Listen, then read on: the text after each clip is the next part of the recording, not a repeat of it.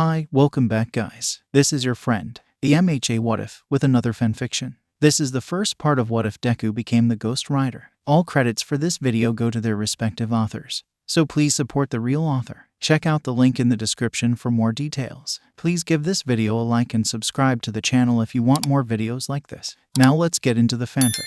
Midoriya Izuku, also known as Deku in general, all around his school. Katsuki Bakugo, the main tormentor of his childhood friend, once named him Deku, a person whose failure, useless shit, which what the name stands for. However, over time Izuku accepted that name along with meaning behind it, but still wants to pursue his lone dream of becoming a well-known hero one day, even after he's diagnosed quirkless at the age of 4. His dream elevated his will and determination during hardships. That's his like, torn between family and society, both having different taste on how to treat him. Society despise the weak, continuously pick on them, having all sorts of entertaining satisfactory of a quirkless being hurt. Izuku had told over a decade that it's all pointless. His dream is pointless. His sister and mother, after his father's death, started to being overprotective, fearing his dream one day lead him to the dark void of death, aware of his quirklessness. But they loved him more than anyone ever had. Without his mother and sister, Izuku cannot think of a what-if scenario that won't hop in a line that changed his life for worst. Inevitable bullying, physical and mental scars, suffering accompanied rest of his life outside of his comfort zone. That's his house apartment.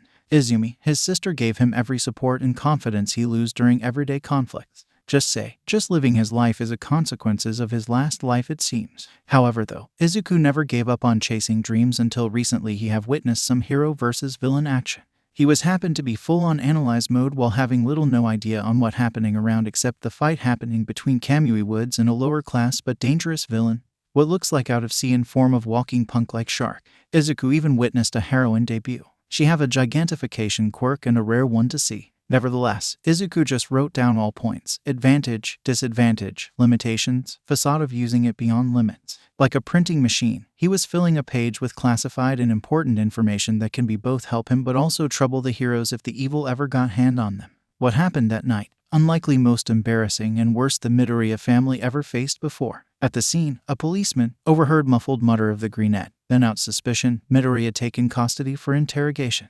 Recently villainy was over the peak since All Might started showing up once a while, and police won't leave any chance with spies. Midoriya almost had panic attacks at the way a senior police officer interrogated him. Thankfully the procedures went fast when luckily a help in the form of a detective who inherit a quirk helps him to sense lies. Izuku explained all about his notebook and why he do detailed analysis, and he proved he's not a spy and said to be released within an hour. Therefore he also had to leave his notebook at the police custody. That night, first time Izumi slapped him out of pure anger and worry. Anger because he's broke a promise of not to leave home unless she accompany him. Worry because they can't lose him. Next day Izumi already left without him to school, indicating that she's in bad mood today. Izuku walked slowly. He felt drained and dead inside. Just how much life could toy with him. Why him? Being quirkless wasn't enough. Why he always the receiving end pain? Why? All he done for others is care for them, want to help them, be a hero whose name will make history without money and fame. He wants to be like the greatest hero ever lived. The man who saved those in need, keeping a assuring, comforting, charismatic smile. Be the top hero in people's heart if he can't be the #1 hero of Japan.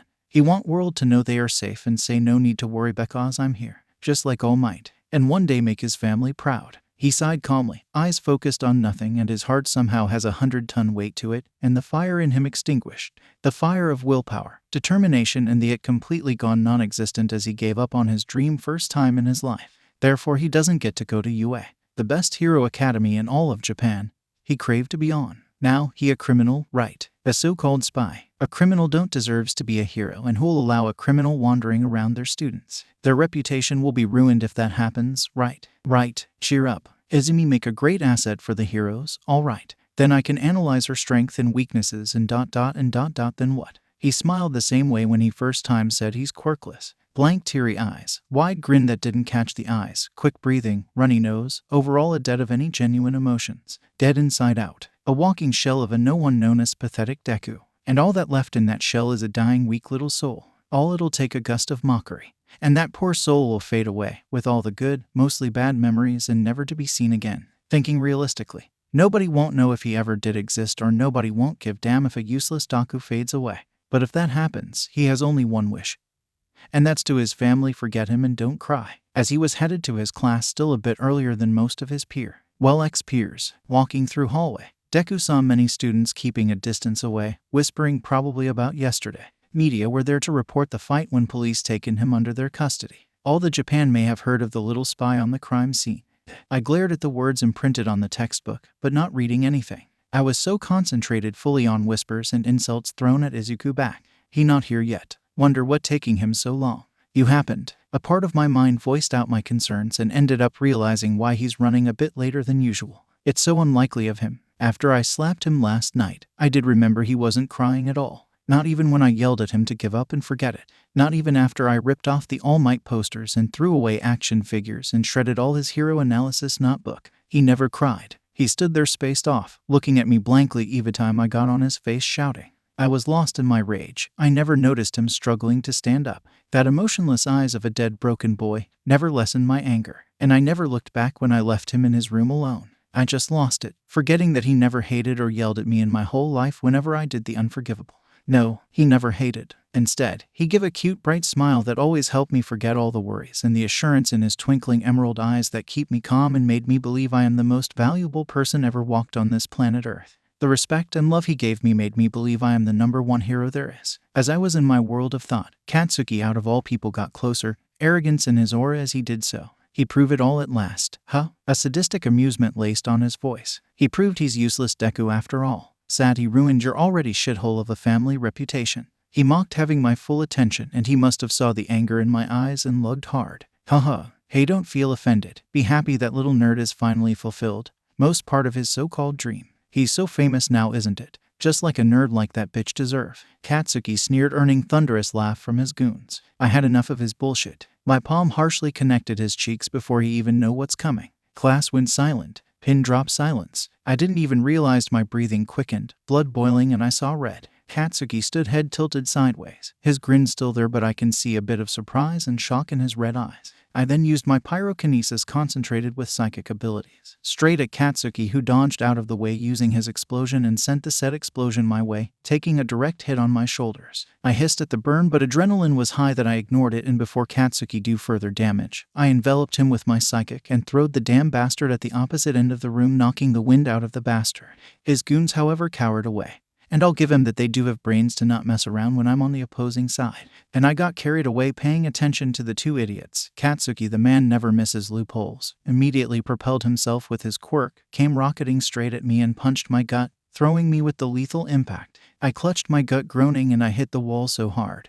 And for a second I felt the wind supply knocked out of me. A bitch. Katsuki spat at my grounded form, but today I ain't buying his crap. Using my psychic, I lifted him up with purple aura surrounding him and threw him straight up to the ceiling and then to the floor, and again. I ceased the attack, exhausted doing the psychic quirk too much. Sadly, my psychic quirk isn't easy to master, unlike the pyrokinesis, and I can't rely too much on psychic more than few minutes. Getting up, I delivered a powerful kick to his side, taking advantage his dazed state, and hopefully I have the fight ended. I panted heavily, slightly wincing each time I breathed due to the after effects of the blow and gut. Katsuki is sure a force not be reckoned with, much to I hate to admit. He sure can beat me and I can beat him, depends on situations and chances. If we were at an open place, he may have the upper hand because he can use his quirk to fly around so quick. But the classroom now gave me the advantage and I can throw him around the walls, and that's exactly what I did. He growled in a fruitless effort to hide the pain while clutching his side. His goons helped him up, much to his embarrassment. He was supposed to act tough, and the extras helping him up may leave a negative effect on him, and he think they are underestimating his power.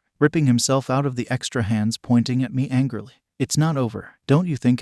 Shut up, Katsuki. Take your fucking beat ass back your seat before sensei barge in and suspend both of us. I snapped back, taking my seat. Are you fucking underestimating me, bitch? He shouted, and I snickered when I noted the familiarity between him and an angry Pomeranian. What's so funny? He frowned, giving death glares, and I shook my head as nothing. While we were at it, the door opened with a bang, attracting our attention. I then saw Izuku. As he closed door behind to walk to his usual seat, I felt something off about him. He was calm, like really calm, as if of a dead body. His eyes weren't fixed on anything but straight, not looking away when eye contacting any of us like he usually do when feel nervous by others. His skin was pale with dark circles under his eyes, a look of nothingness on his face repelling any emotions, and it's safe to say he actually resembles a corpse walking. He made a beeline to his desk, not even look bothered by Katsuki on the way. Then he did something surprising. Izuku walked straight, bumping on Katsuki's shoulder as he did so. And Izuku don't even look slightly concerned or apologize, not even looked intimidated by Katsuki fuming rage. Katsuki eye twitched and a pulsating vein appeared on his temple. I can hear his grinding teeth and see his jaw clenching. Then Katsuki reached and violently took a handful of Izuku's collar and turning him to face him. Oi, how dare you little fuck. Katsuki fumed and stretched his balled fist backwards for swing, then he stopped. Deku just stood there facing Katsuki blankly in the eyes. I was shocked to say the least, but never in my life I saw Izuku hold his ground and careless of the aftermath. What? Do it? Hurt me already. Izuku's silent but hollow tone sent shivers down my spine. Well, that's weird. Izuku is capable of being creepy? Or my brain playing tricks on me? Izuku asking for beaten up instead of begging for mercy. I sure Katsuki felt the weird tone and pushed Izuku with a huff of irritation. Worthless prick, he said, taking his seat, and Izuku did the same. His seat is the left of mine. In the whole process he never paid much attention on the others, including me. I saw him just dropping the bag with no ease and sat down, hands rested on table and chin on his hands, facing out of the window. Did I do that to him? Now I feel bad. Worthless, waste of space. Deku, disgrace, stupid, quirkless bastard. Just give already. Don't deserve to live. Useless, coward. You're selfless but quirkless. Die already. Deku means a shit can do nothing. Black spot of the family. Sorry, young Midoriya. Quirkless cannot be a hero. Die, die, die. Hey Deku, how about an advice to make it quick? Pray that you get a quirk in your next life and take swan dive off the roof. Swan dive. Advice. Good advice. Yeah. Izuku thought, looking away at the distance off the school compound, taking in calm picture of faraway mountains, which helps him thinking freely. With the distant look on his face, Izuku looked his sister, who calling him for a few minutes to inform it's time to go home. Hey, took you long enough to notice me? She pouted playfully, hoping to cheer up his mood, but no avail. Izumi sighed at his expressionless face before dragging a chair to sit facing him. Okay, I admit yesterday I got carried away. But you have to know how me and Mom felt hearing all the stuff happening to you. Is it too much to be worrying about your well-being? I asked for you to give up I know. He blankly replied, standing up and packing stuff. Good luck in UA. And be a good hero for me, will ya? He added, not pushing her with any unnecessary arguments. Normally he wouldn't keep quiet without a long speech of how heroes are made and stuff in order for him to convince her. Now he's giving up. She doesn't know how to feel about it. All these years Izuku never gave up on his dream, and now he's taking her advice as both making her happy and sad. Happy that he never get heard of hero work. Sad the way he sounds. Without a dream to catch up, Izuku is now completely a shell in his human form. Just a cold, emotionless, dead shell. Izuku, I need a book. I'll be at library. I know you know way back home since this morning you were on your own headed here. I'll be late. Izuku sounded more like a machine as he walked out of the classroom, followed by a worried-looking Izumi. She know he needs time but can't help it. Will you be all right on your own? She asked, concerned. I survived tormentors a decade full, sure survived today. He replied and left her watching his back. Izumi was already home, doing chores and instructed to do while she thought of Izuku. She gathered up some good news. Maybe Izuku snap out of his trance of internal demons, and in hopes she worked. Wait, her enrolling at UA. How come a good news for him when we rejected his dreams? Wouldn't all be gloating if that's case? She thought and helped Inko with dinner. Kutsuden, yes, that may cheer him up. Hopefully at least his demeanor would lighten up. Almi, check the time for me. Izu, taking so long. Inko concerned. Haha, you know Brainiac in books works like magnets, Mom. It happened before. Izuki hid her own fear but keep her cool in order to calm her mother down. Yes, you were with him back then, though. Mom, he's matured now. Inko smiled at that reply. But still, safety comes first, right? Knowing Izuku, he may do hero stuff again. How wrong she was. Izumi the one who saw how he's dealing with this new change of life. Izumi sighed. Mom, he indirectly said he needs time to cope up. Some books can help him free his mind. Watching him at class wasn't easy, though. As if he changed in worst way possible. We can't blame him after all that happened. Izumi said, going back at the hall where the clock is, and saw it's 30 minutes before dinner. Means 3 hours since class ended. Wait, the library closed 1 hour ago. She muttered, looking at the clock. The submerged worries resurfacing. A weird feeling tell her something is wrong. He's late. Really late. So? Inko asked, coming out of the kitchen. He's late. Izumi admitted, and Inko nodded, clasping her hands together on her chest. Did you call him? Phones have to be silent at library, so I didn't try calling. Izumi said, pulling out her phone hurriedly. While searching his name, her finger fumbled, indicating the overwhelming anxiety or a simple act of rush. As she pressed the call icon, she heard the ringing. Few more rings later, she heard a click at the other end. Izuku, Izuku, where are you? She shouted, but no answer except for a heavy sigh. "Hello, ma'am. Are you this green-haired boy relative?" came an adult heavy male voice, and he sounded hesitant and nervous. Izumi's eye widened at a stranger voice. "Who's this?" "Yes, Izuku is my little brother. Why do you have his phone?" Izumi panicked even if she was keeping her voice loud. "Ami, what happened?" Inko was now visibly shaking in fear and was about to snatch the phone the stranger started. "I'm calling you from Hasu Private Hospital." Izumi's heart sunk what she heard next. "Izuku, there was an accident. A car." She dropped her phone and fell on her knees. Tears poured and then she cried louder and Inko's eyes widened. Tears falling, she quickly picked up the phone and heard the most heartbreaking words she ever heard. "Passed away." The landscape were normal, except for it continuously changing. Terrain changed in different climate, time, view and touch. If that's a confirmation, there's few theories. One, it's how afterlife works, or the second, it's all a worse dream and he'll wake up to the world where torment continues. He'll gladly choose the first one. Afterlife, no suffering, just peace and love, no bullies and the fairies in distance you out. Perfection. Finally a place he can sleep in peace without any worries in the war heaven and nobody there to disturb him. A land full of little fairies with him listening to their beautiful sweet hum as they fly here and there. In truth, Izuku never was asleep the moment he got here, like he was always here dreaming of his life back in the hellhole known as Earth. He then snapped open his eyes at the idea of dreaming and living on Earth again. As he looked straight in the blue and lavender sky, he saw something shiny descending the sky elegantly towards him. Izuku abruptly sat up as the being descends further to come face to face with him. And what he saw made him chuckle at the adorable little him. Yeah, this little fairy is a miniature version of him but adorably round and has small leaves replicating clothes and yellow antenna on its head. The fairy is as big as his palm and started to wonder if they look alikes or really the same person. "Hiya, big me." It chirped happily, giving small wave. "So I was correct, we're the same person," Izuku said. "No, I'm me, big me." It pouted and Izuku's sweat dropped. "Ha, you're weird, you know." Izuku chuckled and the small fairy pouted. "I'm you after all. Don't expect so highly of you." The fairy snapped back and Izuku tried not to slam his head again and again. This little thing is not a socially invested one for sure. "Yeah, like it said, I was that awkward around people," he thought out loud. "Pie." The little fairy agreed. "Wait, was I muttering again?" Izuku asked, cheeks red. "You're me, silly. I think what me think," the fairy said, making sense, but Izuku's brain couldn't process any of what it say.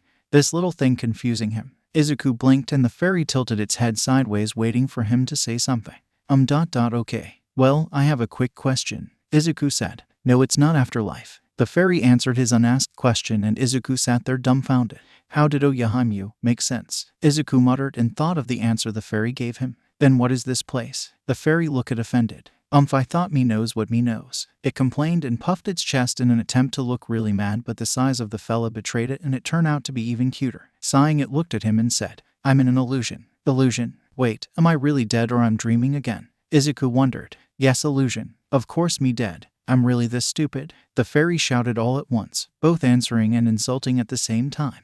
"I'm in an illusion where me can experience anything that me want and can see whatever me want.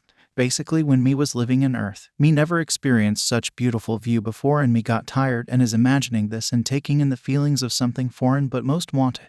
Me wanted peace, so me getting peace for now." The little thing explained, twirling its tiny fingers and round pointing at the changing landscape. "Oh," Izuku said, having trouble put two and two together. But his eyes widened. "Wait, what you mean, for now?" Izuku shouted, fearing to hear the next part. "I don't want to go back. Heaven is fine." The fairy just looked up at an "Are you serious, bro?" look but shook its head. "Well, my part ain't done here on Earth. The fate is already written," the fairy said now seriously and flew away before saying, "Goodbye me." "Wait, come back," he shouted, but the scenery immediately dropped in an instant, leaving only darkness behind. "What's happening?" The place is now completely dark and the ground also vanished. What did it mean, not done? He thought, and he could feel the familiar numb and weighing feeling in his heart and the anger, sadness, helplessness, hate all replacing his calm and happy demeanor he had a few seconds ago. Now he's feeling the same way before a car ran over him. Lost inside, Izuku was speechless. Well, is that how being happy feels like? It felt good. Sure, it did. Izuku stiffened when a booming yet calm voice echoed the dark nothingness. "Hey, hello, who are you, mister?" Izuku called out but heard nothing except for a heavy sigh. 103 years. Finally, someone I could open up my thoughts to. "Fear not, young man, just turn around," the man said. Izuku complied, and when he turned around, the terrain light up to a light purple color, revealing a fiery orange orb spinning slightly, and there stood a man wearing tuxedo. He has ash-gray hair and thick facial. And due to his old age, the man has wrinkles and his green eyes are nothing but weird. His eyes are bloodshot and dull but relaxed nonetheless. The man offered Izuku a genuine smile and spread his arm in an attempt for a hug, which Izuku ignored and kept his guards up. The man has this powerful, strange aura in him that's quite intimidating and nerve-wracking. He looks strong with that 6.5 foot tall and muscular build even after he's aging. No welcome hugs. Handshakes maybe. The man asked, stretching out his arm. Who are you? Where am I? Why am I here? Izuku voiced out bluntly. The man chuckled. Introductions, huh? Well, you're Izuku Midoriya, born powerless but a great survivor of a brutal community. And me, you see, I've lived so long and things change quick that my personal information are long lost with countless memories. It's nice to meet you, young man. The old man still have his arms stretched. Izuku raised an eyebrow at that. How does he know me? Not in detail, but still Izuku thought and hesitantly reached for a handshake. When they clasped each other's hands and for a second Izuku felt like the time stopping. Confused, he saw the old man has frown on his face, and before Midoriya could react, the space around them started to flicker with billions or trillions of images flashing. Izuku's eyes widened at the sight. Images, so many images. Each images that pictured Izuku Midoriya life from the start to end, and now reliving those many faces he forgot, those who closest to him, lost friends, pain, happiness, and dreams that he left behind. Trillion images flashed in few seconds that felt like an eon as the man broke their handshake. Izuku could only do one thing, and that is to stand there unable to move. His thought to be lost, heart beat harder and lungs take in large amount of air and ears hearing things again and again, and to be honest, he prefer hell over his lost life if he said to live it again. What was that? Izuku croaked. Centuries of living. I heard people saying, when an individual takes his last few breaths, they relive their life till they dies. However, half of the claims are false. The man explained. That means I'm technically dead, huh? Izuku wondered. Still half false. The man said, smiling at Izuku, who raised a brow again. What do you mean? Watching your memories. I sure to say your mortal body perished, but your soul is tough. The man said. Isn't that how it works? True. But a normal individual who perished either go to hell or heaven, and in billions of those, there are one always said to be refused to leave a mortal realm and wander around the fantasy realm. Fantasy realm? Izuku asked to himself, thinking back at the place he was few minutes ago. All those illusions and stuff. I see you already found your answer. And yeah, you're one of the souls who are tough and want to achieve something dearly, am I correct? That you want to be a hero? The man questioned. What it matters anymore? When I was alive, I couldn't do anything other than tell myself how pathetic and weak I am. That I can't be a hero even I dearly put effort into. Why it matters now? I'm dead now, Izuku aggressively replied. The emotions he held back now exploding, filling him with hate and anger. Negative thoughts, huh? The man muttered. If people hates your good side, then why be a happy little cinnamon roll? Now nobody is here either way. What if that dreams can become true? That snapped Izuku out of his thoughts. What? He cautiously asked. You can be hero. A very powerful hero. The man repeated, taking Izuku off guard.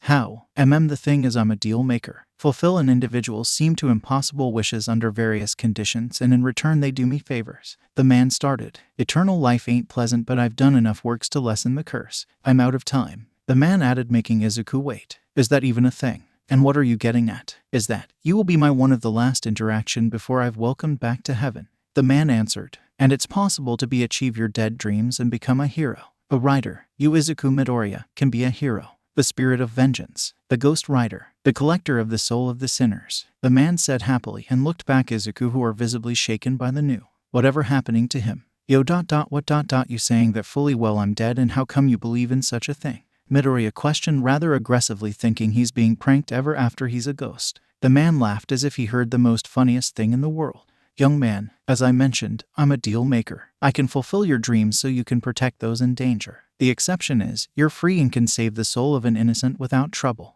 A term I use is a vigilante. And you'll know if an innocent hurt, and all you have to do is collect the soul of those who inflict pain on the said innocents. The man explained. Izuku stared up at the tall man, trying to spot a joke. Well, apparently, there are none, but seriousness indicating he's truthful. But Izuku recalled the last two sentences. Wait, collect the souls. Like ... as in kill the delinquents. Izuku shouted in disbelief, earning a nod from the man. But that make me no better than villainy. I want to be a hero, Izuku complained. The man nodded. Quite reasonable argument. The man started, wrapping his hand on his back, and turned to face somewhere. But that also false claim, young man, the man said, earning Izuku's attention. Will you look at that? The heroes of your society. Watch how inspiring, kind, and lovable they are. And after that, we'll make a deal. The man said as the void of purple nothingness became dull and dark, and soon the place light up with a projection-like window overseeing the incidents happening at the earth. the doings of the so-called heroes the whole world trusts. Izumi prepared for the new and the most important day of her life, but still the second best. The first best day is Izuku's birthday. No forces in the world is capable of ruining that day for her, not even his death. Deep down, she still trusts he's with her, and like all birthdays of her twin little brother, she has planned what present she'll buy for him. As she packed her stuff, she adjusted her UA school uniform, which rather uncomfortable with a tie. But truth to be told, neat appearance are compulsory when it comes to the greatest hero school of all of the Japan. A school where many legendary heroes graduated, and amongst them, All Might was the main one to gather attention. Everybody is willing to experience the training and hard work the number one hero gone through. Izuku would have proud of me, right? Izumi thought. All Might was everyone inspiration, and Izuku wano. Izuku is the top the list of fanboys, and he dreamed of enrolling at UA. That thought sank her heart further. After all I've costed him his dream. The guilt killed her every day and night, but moved on with many good memories of the fallen angel and the Bisthuro. All Might once said, the true heroes are those who fights back knowing they have no chance of winning.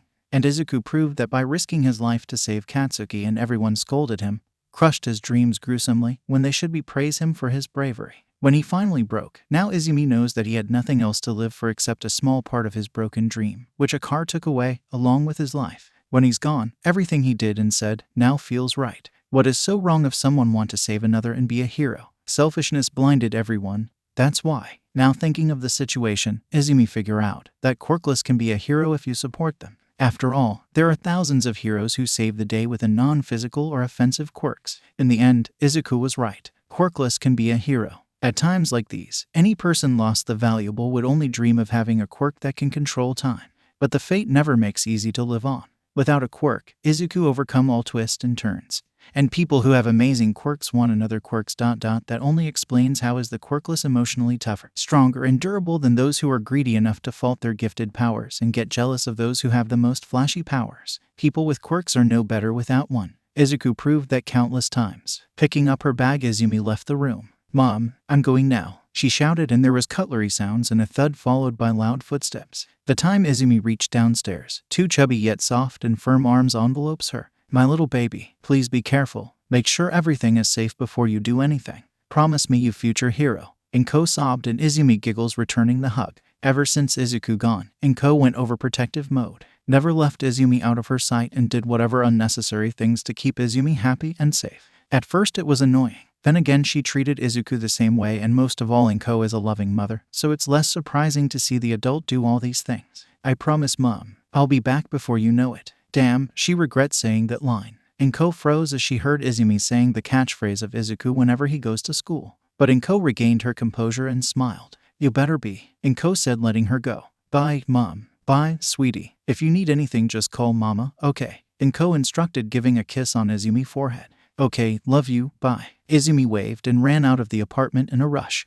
She stood wide-eyed at the building towering over and smiled wide. You seeing this, Izu? She muttered with glint of hope in her eyes. She needs to pass the test at all cost. However, the luck ran out for someone that crossed path her. Katsuki Bakugo was walking, hands in his pant pocket with an unreadable expression. Well, when Izuku passed away, the angry Pomeranian started to keep his quiet, and he even looked uncomfortable facing her. At the funeral, Bakugo had a solemn face she never seen before. Must have guilt, sadness perhaps, and he was fully aware. Whoever was allowed to mourn, he is the only one that should not be allowed. Deku was a foe, a rival for the blonde, but when the challenge comes with such a foe dies out, he has nothing else to focus other than being a hero. Sadly, he didn't want a path that lacks challenges and Deku determination and the fire of his dream. Katsuki Bakugo is somewhat lost and didn't have a single clue on what to do anymore. As he was walking forward, he felt a familiar presence behind him, halting his calm walk. Izumi, he said, turning around to face the brunette. And for a split second, he imagined her as someone important, who knew more because of him. Izumi coldly smiled, sending shivers down to his spine. Hey, Kaken, she sneered, fully knowing what that can do to the blonde. Katsuki's eyes shot wide open and his entire posture started to tremble. Izuku was the one who gave him that name, and nobody, even Izumi, never had bothered calling such a silly nickname. What? Shocked? Oh come Kaken, look at me, wearing UA school uniform and all. You said you'll kill anyone steals the spotlight. In the end, you're not the only one from that hellhole enrolling here. Will you still keep that word of yours? Izumi emphasized the kill part, displaying a hate-filled smirk that was oddly terrifying. She'll be a hero no matter what, but she'll make sure to add finishing touches if she ever have to face this asshole again. Fiddle every day then. Katsuki did not dare to speak. His mouth was dry and no sound is coming out but some hot air. Will you stand there or do it? I've heard the great Bakugo is a man of his words. What happened? You lost. She mocked and the rest of the students stopped to see what's going on. Oh, I know. Anger booster, Izumi said, grabbing him by the collar while the people gathered around has a puzzled looks and some whispered to one another. Katsuki could not tear his eyes away from her emerald eyes, which once held a kindness and love, now it was only has anger and hatred towards him. Kill me or not, she whispered, audible enough for Katsuki to hear. He tried to apologize only for pushed back by an enraged Izumi. Apologize and I'll have you dead within 2 minutes. She spat and gave others a threatening look. All students got the warning and minded their own business. Pathetic, she said mainly to Katsuki and walked towards the school entrance. Out of nowhere, something smaller than her came crashing onto her, causing the small figure to recoil in embarrassment. Oh, I'm so sorry. I didn't mean to. Please forgive me. The person was a short brown-haired girl who rapidly bowed again and again. Hey, calm down. Take breath, Izumi said, amused, and gave a small smile to assure the small girl. She's a few centimeters shorter than Izumi and wore the same uniform as everyone wearing. I was in a rush. I'm Uraraka Ochako. Nice to meet you, Uraraka said, smiling sweetly, which Izumi thinks cute. I'm Midoriya Izumi. Call me Ami if you like. Izumi introduced herself. That's a cute pet name, Ochako complimented. My little brother gave me that name. I'm glad you liked it. Izumi appreciated when they complimented her pet name. Wow, you have a sibling too. That's great, you know, Ochako said when both girls accompanied each other inside the building. You're lucky. I know, Izumi said, smiling sadly. We're heroes. Our past is our burden. When we save people, hide that burden with a smile. She remembered when Izuku said that when she demanded an answer to the few bruises she saw on his arm when they were 8 years old. But they are heroes. They should do this, Izuku shouted. Izuku witnessed possibly the disgusting deeds done by no villains, vigilantes, smugglers, even no. He saw heroes in action, but most unlikely way a true hero should act. He saw police and the local heroes involved in supporting villains and in their fight. A small homeless child stuck between and received most lethal wounds, and the heroes just left, arguing and betting about paychecks while that poor kid taking his last breath. Heroes transporting drugs illegally, possessing black money as reward by the criminals. Children tormented and few helpless souls stuck as test subjects, and the agencies that aware of it neutralizes those who are in their way and to cover up the scene. There stood well-paid heroes not even bothering to consider the innocent lives over some filthy money. And there are children doing errands unwillingly for some thugs. Innocent women, either adult or not, are victims of rape, abuse, and some even living under fear of their masters, and Izuku don't want to know what they do with those little girls. Not so out of ordinary, still bullying, suicide, baiting the helpless, quirkless people, and the heroes patrolling the area didn't pay attention to the pleas for help, and all they did was collect their paychecks half an hour earlier than they usually get to their agencies. There are thousands of pictures flashing in front of him. That made him question the humanity. He knows what the real pain is, and watching these scenes did only alight his fury. I believe a certain someone told you to consider dream realistically. This is reality, but the change is, it's no dream. Society can be gruesome, cruel, selfish, and I know you have a good taste of it, young Midoriya.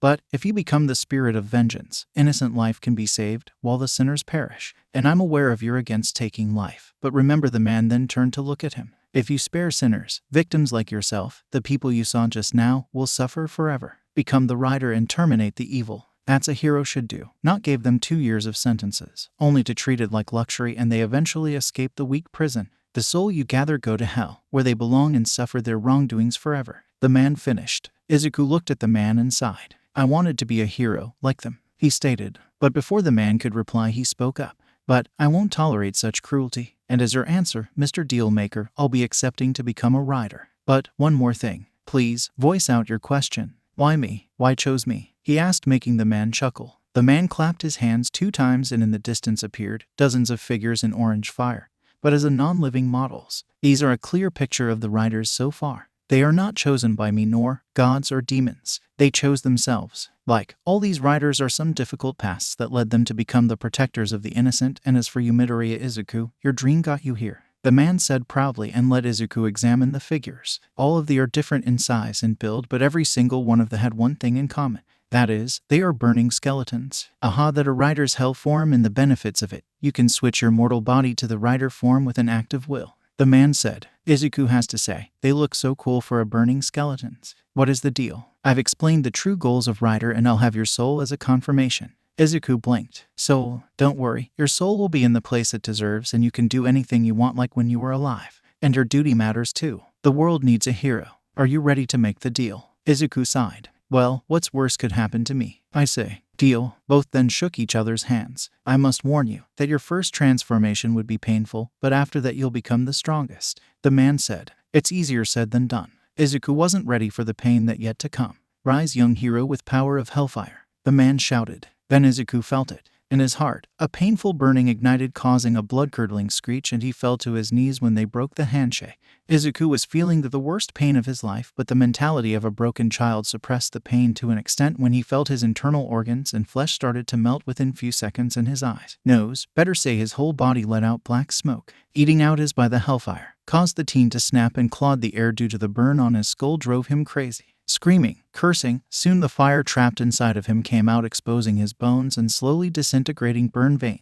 His skin slowly separated from the now burnt black skull and evaporates in the heat of the surprisingly emerald flames. Then the pain subsides as if it was never there, and the power Izuku felt was not only inhuman, but he had this feeling that this form is his own since the day he born. He miraculously now know everything what he can do with his hell form, like he trained it for an eternity. Well, such a beauty of those flames, the man said, helping the burning skeleton to his feet, who now had full black outfit consists of leather jacket with green metallic spikes on the shoulder and black gloves, and the jacket also have a leather hoodie, leather pants, and green metallic spiked boots with iron underside. Unlike the natural beauty of the hellfire, green flames you possess has a beauty of its own. The black skeleton with green flames didn't said anything as he revert back to his mortal form. Izuku then looked at the man happily that he now had a power that nobody can surpass, only to notice a few details. He's now wearing the Ghost Rider outfit, but what gained his attention was he was now taller than he was before. The man kindly showed a full mirror that appeared out of nowhere, and Izuku saw his appearance. His once grassy green hair now turned completely white. His emerald eyes have a fiery glow in it that screamed beauty. The eyes are now ready for to use penance stare even in his human form. He looked a bit more ripped and taller than his old self. His round features now sharpened, and his presence itself of a walking terror for those of weak-willed.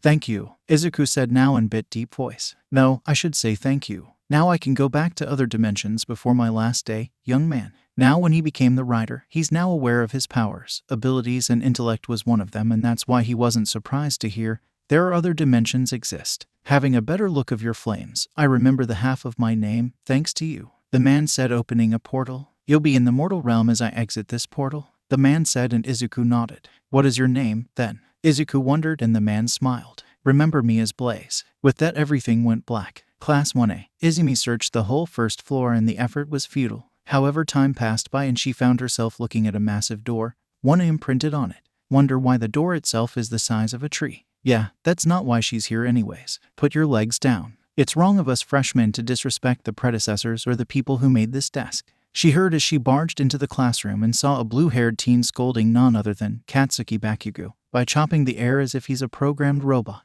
To ch, whatever, Bakugo yelled, but he suppressed his voice the second his eyes landed on Izumi. Lita, confused by the change of behavior of the hot-headed blonde, and turned around to a green-haired girl staring coldly at Katsuki, and like a robot he marched up to her. Hello, nice to meet you. I'm Tenya Lita, he shouted at and bowed so fast. Izumi was wondering if he still has his spine safe and sound. Hi, I'm Midoriya Izumi. Nice to meet you too, Lita, she greeted politely. Midoriya, as in the student scored the second place in the entrance exam.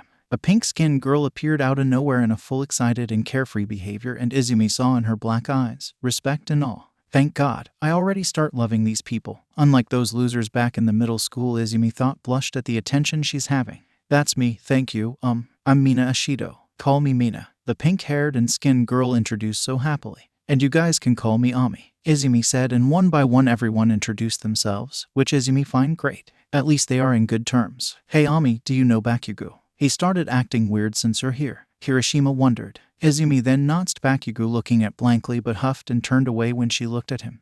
Don't worry about that loser. He's this way since childhood. Izumi shrugged off and others widened their eyes. I was expecting Bakugo go total berserk on you, calling him that, Kirishima said, exchanging looks between them. Yeah, that dude was all over the place the moment he stepped into the classroom, Minta said, also eyeing Izumi breast shamelessly. Hey, my eyes are up here, Izumi said, glaring daggers at the small boy. I wasn't looking at your eyes, Minta said in a much pervy way, having slapped across the face by a suey tongue. You're scumbag, you know. Siro chuckled at Minta, who was dealing with his swollen cheek. Yeah, so unmanly, Kirishima commented. Don't worry about him, just let Asui know if he creep up on you, Mina said, and Izumi nodded, chuckling. Sure, boys watching her out ain't new, so she didn't mind. Ami, Izumi heard a familiar girly shriek and came Uraraka with blonde-haired boy from the back door. Achaka was happy. They both managed to have a seat on the hero course. Hey, been a while, Izumi said, hugging the brown-haired girl. You mean half a week? Achako joked and both girls laughed. Hey, I've missed my friend, Izumi countered, and others surrounding them felt left out. You two childhood friends too? Hiro, Asui asked. We were together at entrance exam. Ami really is inspiring, and at some point, she even ended up saving me from being crushed by a giant robot. Achako explained. If you're here to play Happy Go Friends, you should be leaving. Came a husky and raspy voice just behind Izumi, who was still on the entrance. Everyone stiffened and they all saw a yellow caterpillar which was so big, and then they saw a homeless-looking man in it sipping up energy drink. He looked so sleepy that you'll wonder if the man even sleep at all. It took you all 3.03 seconds to acknowledge me and extra 5 to quiet down, the man said, wiggling out of his sleeping bag. Now stop wasting the precious time, so take your seats, and the offer still stands for those who want to talk outdoors. And neither of the newcomers dared to stand around and scattered around the room to have their seats. Now, you took 5 seconds to take your seats. Problem children, the man grumbled, taking a look at the students who sat still, slightly intimidated except for Izumi, Katsuki, and Shoto Todoroki, who didn't bother to talk to Izumi, and Momo didn't spoke to her either. Now, everything settled down. I'm Shoto Aizawa, your homeroom teacher, he introduced, shocking most of the students. What? Some of them yelled but went silent when Aizawa glared at them. Now, wear these and I want all at the ground in 15 minutes, Aizawa said, holding up a sports uniform.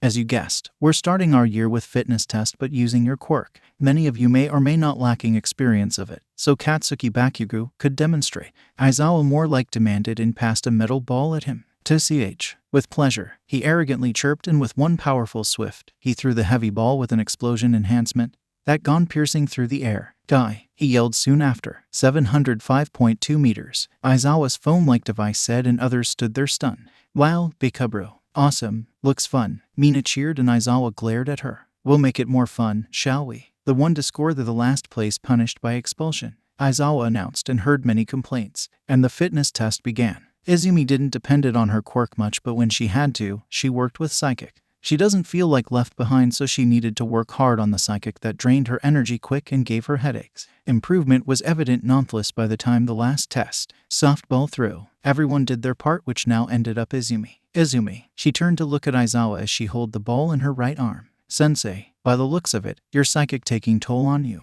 If you wish, I consider you visit Recovery Girl before you take this part, Aizawa suggested, seeing how wore off she looked. Within the last 30 minutes, her body grew paler and exhausted, as well as people could feel the pain she's enduring by looking at her eyes. You okay, Ami? Uraraka showed her concern. We can take you to Recovery Girl if you want, Mina said, and Momo, being the wise one, agreed. Katsuki tch at their weak attempts to stop a strongest girl ever, and he hated admit it, but Izumi can be a real challenge if provoked. He even got his ass kicked countless times, even though most of the time he had upper hand. Cough, I'm fine, Izumi replied, sounding reassuring, but the way she said it was enough to figure out how much she was struggling at that point.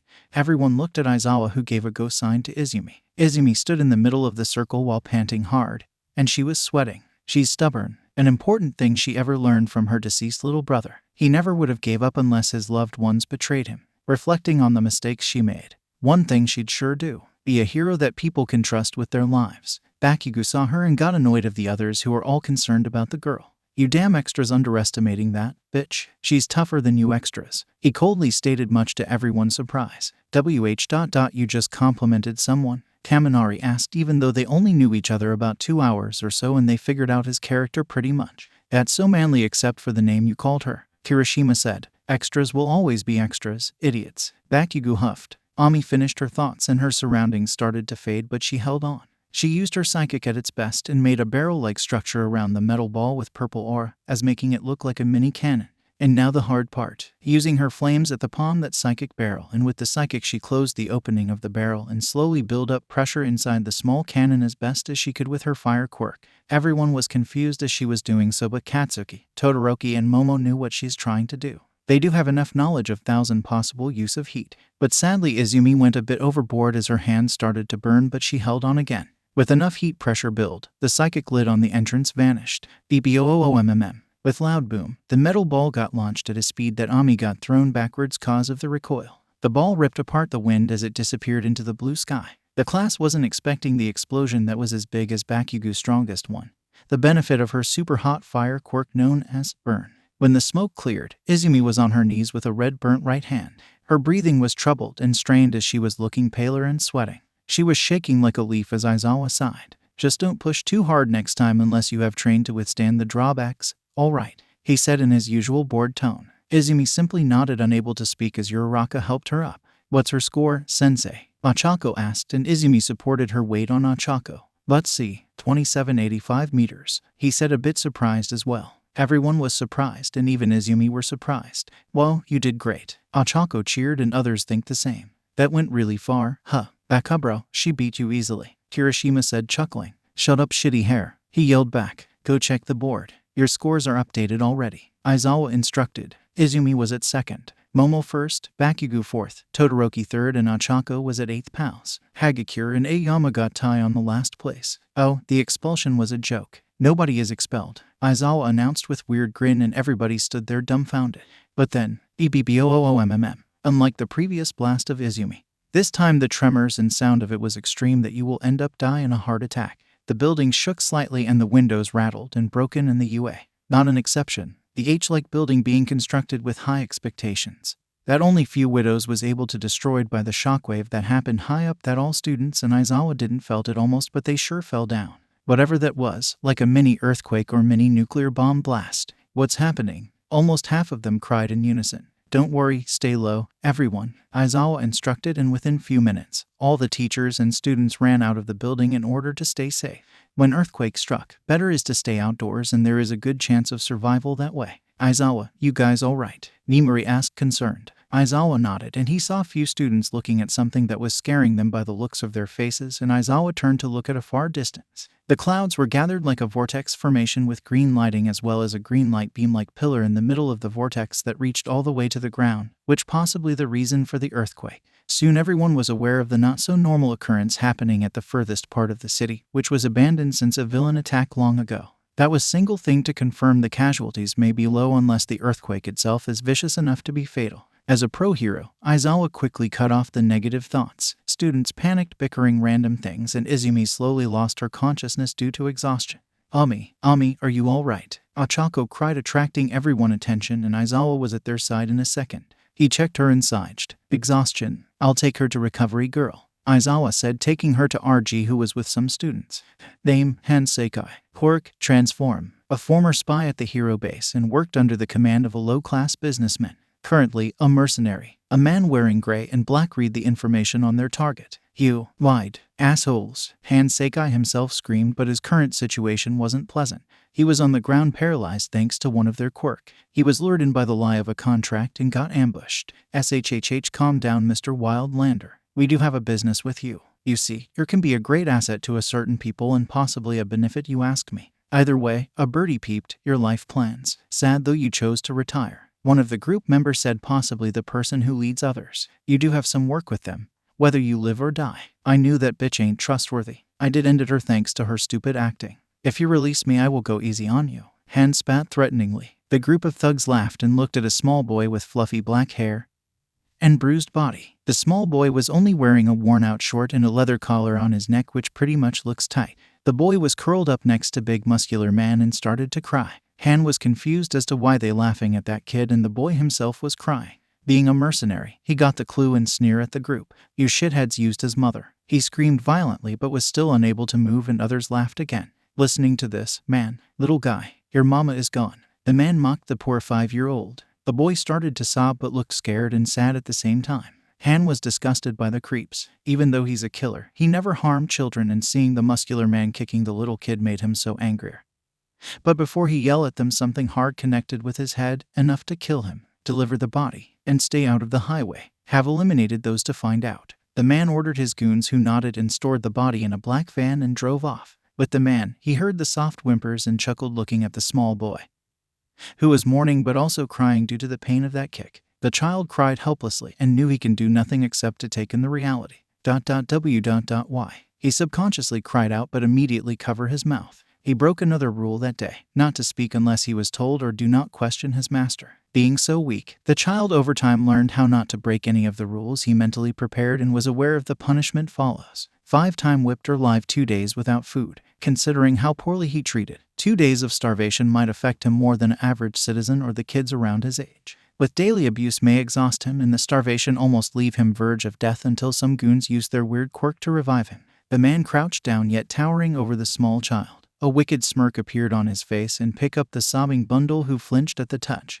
My, that little voice of yours, little guy. I should have do something by now but you're lucky today. The man said, reaching for something in his pocket and pulled out a white small bottle. You know what to do. You know, we have one more body to collect. Touch it and give me directions.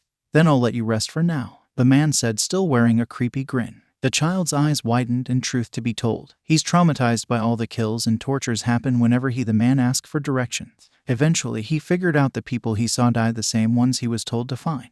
The boy shook his head no and the man frowned. You prefer this silly drawbacks of your quirk or the punishment? I say the first option. Now what you choose? The man threateningly asked, scaring the boy who looks away, nodding defeated.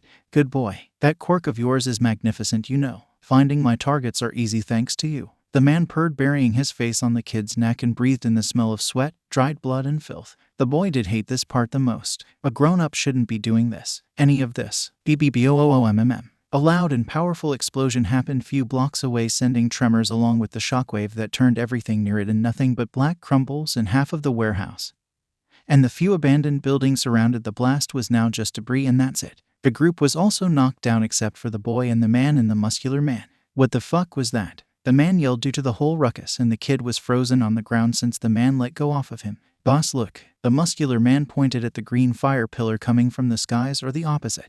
They were not that far and could see the fire pillar perfectly due to the houses blocked. The path now is non-existent. They looked at it before deciding on a closer inspection. The muscular man picked up the child who was trembling in terror, and with the whole muscles and height, the boy looked like a bunny in his hands. The child didn't want to move closer to the scene, but he had no choice. When they and their recovered goons got near the fire beam, which was as wide as a modern house and was reaching up at the weird-looking clouds. The crater was wide and 10 feet deep, and they stood there confused and dumbstruck. What kind of weather is happening? Most of them wondered. As they were examining the scene, the faint tremors left behind completely stopped and the weird clouds started to shrink slowly. But then they heard something as if a metal clashing the pavement, and the sound repeated to reveal it was footsteps. You heard that, boss? One of the 10 goons asked stupidly, earning a glare from the man. I'm no deaf, you moron, and stand your guard. I got strange feeling about this. They then saw in the pillar a silhouette of the figure approaching slowly, and they felt fear creeping down their spine. The heat was so high, but how there's someone in there. Or something. Then the fire pillar died down, revealing a figure that caused them to go pale from pure shock and fear. The figure approaching was wearing all black leather outfit, a normal stuff, but that wasn't it. Instead of a human head, they only saw a black skull alight with the green flames. The skeleton boots had metal underside that melting the debris as it moved towards them. Fuck, the man muttered, unsure on what to do. With how dangerously was it getting closer? A goon with offensive quirk charged at the skeleton. The skeleton then sent a chain out of its hand and swinged at the goon, and when the chain just went through the man like a hot knife slicing butter, and the goon instantly turned into ashes. Within a mere second, that is. Everyone stood there frozen to see one of the powerful goon taken down easily, and the skeleton did not bothered by it and swung the fiery chain in one swift motion and killed 6 of the heavy hitters on the group, and was left was 2 goons. The muscular man, the kid, and the boss. The skeleton motioned his other arm towards the muscular man, and they saw many chains breaking out of the ground, wrapping him up tightly, and one chain had the child safely on the ground. The big man thrashed and toughened up his muscles in attempt to break the chains, but no avail, and was screaming in agony as the chains melting his flesh. This left the others shocked. The dude breaking through thick walls, smashed rubble, and picked up heavy objects, now can't even break some chain. How? One of the 2 goons picked up a rock and activated his quirk that can control small objects he touches like an RC plane. The rock had sharp edges with some rusty nails, and threw it at the skeleton and controlled its movement. The rock speeding up to Ghost Rider in zigzag pattern, mainly to confuse the foe, but it wasn't working. The goon was scared and sent the spinning rock straight at a human's weak spot, the head, and it did make contact, shattering something. And that something wasn't definitely the skull. The rock shattered and was melted away in an instant. The Ghost Rider wasn't even bothered by such a weak attempt. The other goon with shock-absorbing barrier created one around all of them except for Ghost Rider, and they breathed a sigh of relief, but not the muscular man who was halfway got his flesh melted. We're safe. The goon breathed and knew the barrier could withstand a powerful blow instantly hurt the attacker with their own strength, and the boss and the other goon had a relief in this past hellish minutes. The boy was trembling and was crying and wasn't looking at the burning skeleton this whole time but the ground. But he knew the attacker was strong and somewhat good, because how the chains of the savior gently pry him out of the muscle man grip. The adults then looked at Ghost Rider, who was just outside of the barrier, and creepily tilted its head sideways and looked straight at the goon with barrier. And before they knew it, another set of fiery chain erupted out of the ground and wrapped him, and turning him it know nothing but ashes. The barrier dropped and exposed them to Ghost Rider, who was now looking at the boy, who was trembling.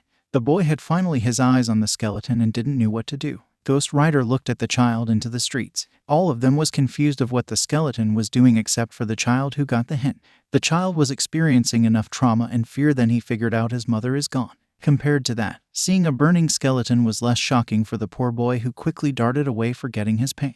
Now he's free and his gut saying that, "Hey, you come back here." The man intent to shout, but his voice never met the expectations. In an instant, Ghost Rider got a hold the remaining goon throat and opened its mouth, shooting molten hellfire lava onto the goon, incinerating him. The muscular man then screamed one last time before the chains increased the temperature and melting the body completely, leaving just charred flesh, blood, and crushed skeleton before the chains vanished. Now the only remaining one was the boss with Monster of the Hell. The man was sweating and shaking. Is this the end? The man wants to live again, but how? Slowly activating his shockwave quirk and blasted at Ghost Rider with all the might he can muster, and thankfully the shockwave hit the target with an explosion and kicking up the dust. The man felt like living again when the dust rested down, revealing a fully fine Ghost Rider, who did the creepy tilt of head and was looking at him even though the thing has no eyes. Then in an instant, Ghost Rider was in front of him after coming up full speed, twisting and turning its body with inhuman reflexes. So the gloved bony hand grabbed the man's throat in a vice and then looked at him up and down as if looking down on him. What the man was cut of as Ghost Rider covered his mouth and then looked in his eye, into his soul. The dawn was chilly, beautiful, and refreshing, unless you are a sleep lover but can't sleep at all. Shout Aizawa, also known as the underground hero Eraserhead, was one of those who forced to stay awake and had to depend on coffee all the time and sleep once in a week. The lack of interest in public interaction and media. Aizawa prefers night over day for his hero work, but in the night, somehow criminals are cunning and sloppy, hard to trap or capture unless a stupid convenience store robber decides to be a little show-off. Coffee. Aizawa grumbles, hiding on top of a building out of sight of any villainy. And so far he already sent 3 drug addicts to police within past 8 hours. And he knew his run will cut short in an hour or so. Until then, no coffee. Well, at least an hour. Glad he didn't sleep already. His energy drinks already ran out thanks to the Parker he did on the way. He suggested himself Yamada cooking. Mainly coffee when all the hell break loose once the terror known as slumber at times away patrolling, and lack of catch working up his mind, almost turning his thoughts that's of a psychopath. But simple mug of coffee never ceased to do its job, which is to keep him eyes cracked all the night. I should keep in mind to carry an extra energy drink or a jar of coffee. He nodded at his own thought, leaning forward to have a look at the narrow alleyways down below. Nothing, no robbers running around, serial killers or whatever negativity of society. Not even cats around the dumpsters except some flies here and there. Man, he wished to adopt another cat after last one really messed up the house. Ran away beforehand. Aizawa got back in one fateful day. His weakness and like was cats. Nothing else comes close. However, there was a thought was disturbing his duty all night. The explosion, which caused all of that havoc, died down within few minutes. He was curious, but his expression was the stoic one like always. Sure, an inevitable meeting will be conducted and he was already prepared. The media wasn't allowed to enter the area where, according to Tsukachi, the mysterious phenomenon happened yesterday. And Aizawa was always welcome at the area as well as the media, since police knew what media can do if provoked or get in their way. They conversed yesterday about it, and many of the investigators reported of witnessing strange things, and Aizawa wanted to go, but circumstances prevented him, which was his students. One in particular, Izumi Midoriya. His class are full of problem children. In short amount of a day, Aizawa was sure this batch is both gonna be pain in the ass as well as a hero materials, unlike the previous batch who were neutral. They were hopeless, and having the unusual batch this year somehow made him unsure of what to do with them, not in a bad way. As millions of questions was keeping him awake and hurting his dry eyes, Aizawa heard rusty door to the rooftop open slowly. Out of instinct, his guards was up, ready to pounce if there any threat looming. He at least expected a villain to burst out and hide or attack. He wasn't ready to see something he never saw before. A skeletal figure with messy blonde hair and baggy tracksuit was none other than All Might himself, indicating he was jogging. All Might, however, was in trance. He wasn't paying attention to anything but his thoughts, and Aizawa stood up hoping that would work on having the #1 hero attention, but was in vain. Aizawa was literally 10 feet away from the blonde, and Aizawa can only imagine different circumstances. Like what if All Might was in his buff form and Aizawa was a villain? It's like having your ass handed to the enemy. As a number one, I was expecting little more awareness of what happening around you, Aizawa groggily said, startling the skeletal man. Oh, it's you, Eraser. All Might sighed. Was you planning the same if a villain was in my place and you are in your buff form? The streets aren't this kind like me, Aizawa said bluntly, not taking any greeting shit. That wouldn't have been great. All Might, Akatashinori Yagi said, leaning on the railing of the roof. I was just lost in thought. Isn't that obvious? I got the familiarities, Aizawa responded. Nothing escapes your trained eyes. Huh, you should consider it for yourself. I heard these part of the city are unforgiving, Aizawa said, crossing his arms, and Yagi nodded in understanding. So, were you here all the time or? Since last night. I've already captured few thugs, Aizawa said. By the way, isn't this place little odd for a nice walk? I'd prefer city or something, Aizawa said. Yeah, Tsukachi informed me of yesterday. I was at his office few hours ago, All Might explained and looked away. The cheerfulness of his faltered, but Aizawa did notice it, even if it's hard to read All Might's face. The explosion. Aizawa knew the answer but asked anyways. Yes, pretty much outworldly. No evidence of origin of it, just happened, that's all. Even the higher-ups give up contemplating what was that explosion. All Might words could be only make more mysterious than it already is. If I wonder a bomb can do it, Aizawa asked. You should see the sight. No bomb in my knowledge can do something like this. It's almost unsolvable except for the few, All Might said. Voice and expression changed to horror and disgust, making Aizawa a bit worried. After all that blast or whatever that was, he's the one of the many experience of the aftermath. That look of yours, is there more to it than I was told? Aizawa asked, and All Might turned to look at him. Yes, traumatizing ones, All Might answered, making Aizawa more eager to know everything and see it with his own eyes. So, that's what up with yours moodiness? Aizawa wondered, remembering All Might was deep in thought. Not that he cared anyway. All Might stared at Aizawa and sighed deeply. You know, my work never bothered me as much, something personal incident, and there is one of those I regret happening. I mean my decision I made in that incident, All Might said. There was this kid I met on this same roof one day. All Might started, but Aizawa saw his sunken eyes squinting while looking at something on the alleyway, and his eyes widened, and Aizawa looked just in time to see at the darkest part of the alleyway a beat-up child stumbling and falling and keep trying to move forward, but Aizawa and All Might could sense the boy is not looking healthy at all. The boy was so small, and Aizawa finally let his face show concern as the boy fell, and it looked painful. Crap. They both grunted, and All Might turned into his buff form and took off with holding Aizawa's hand.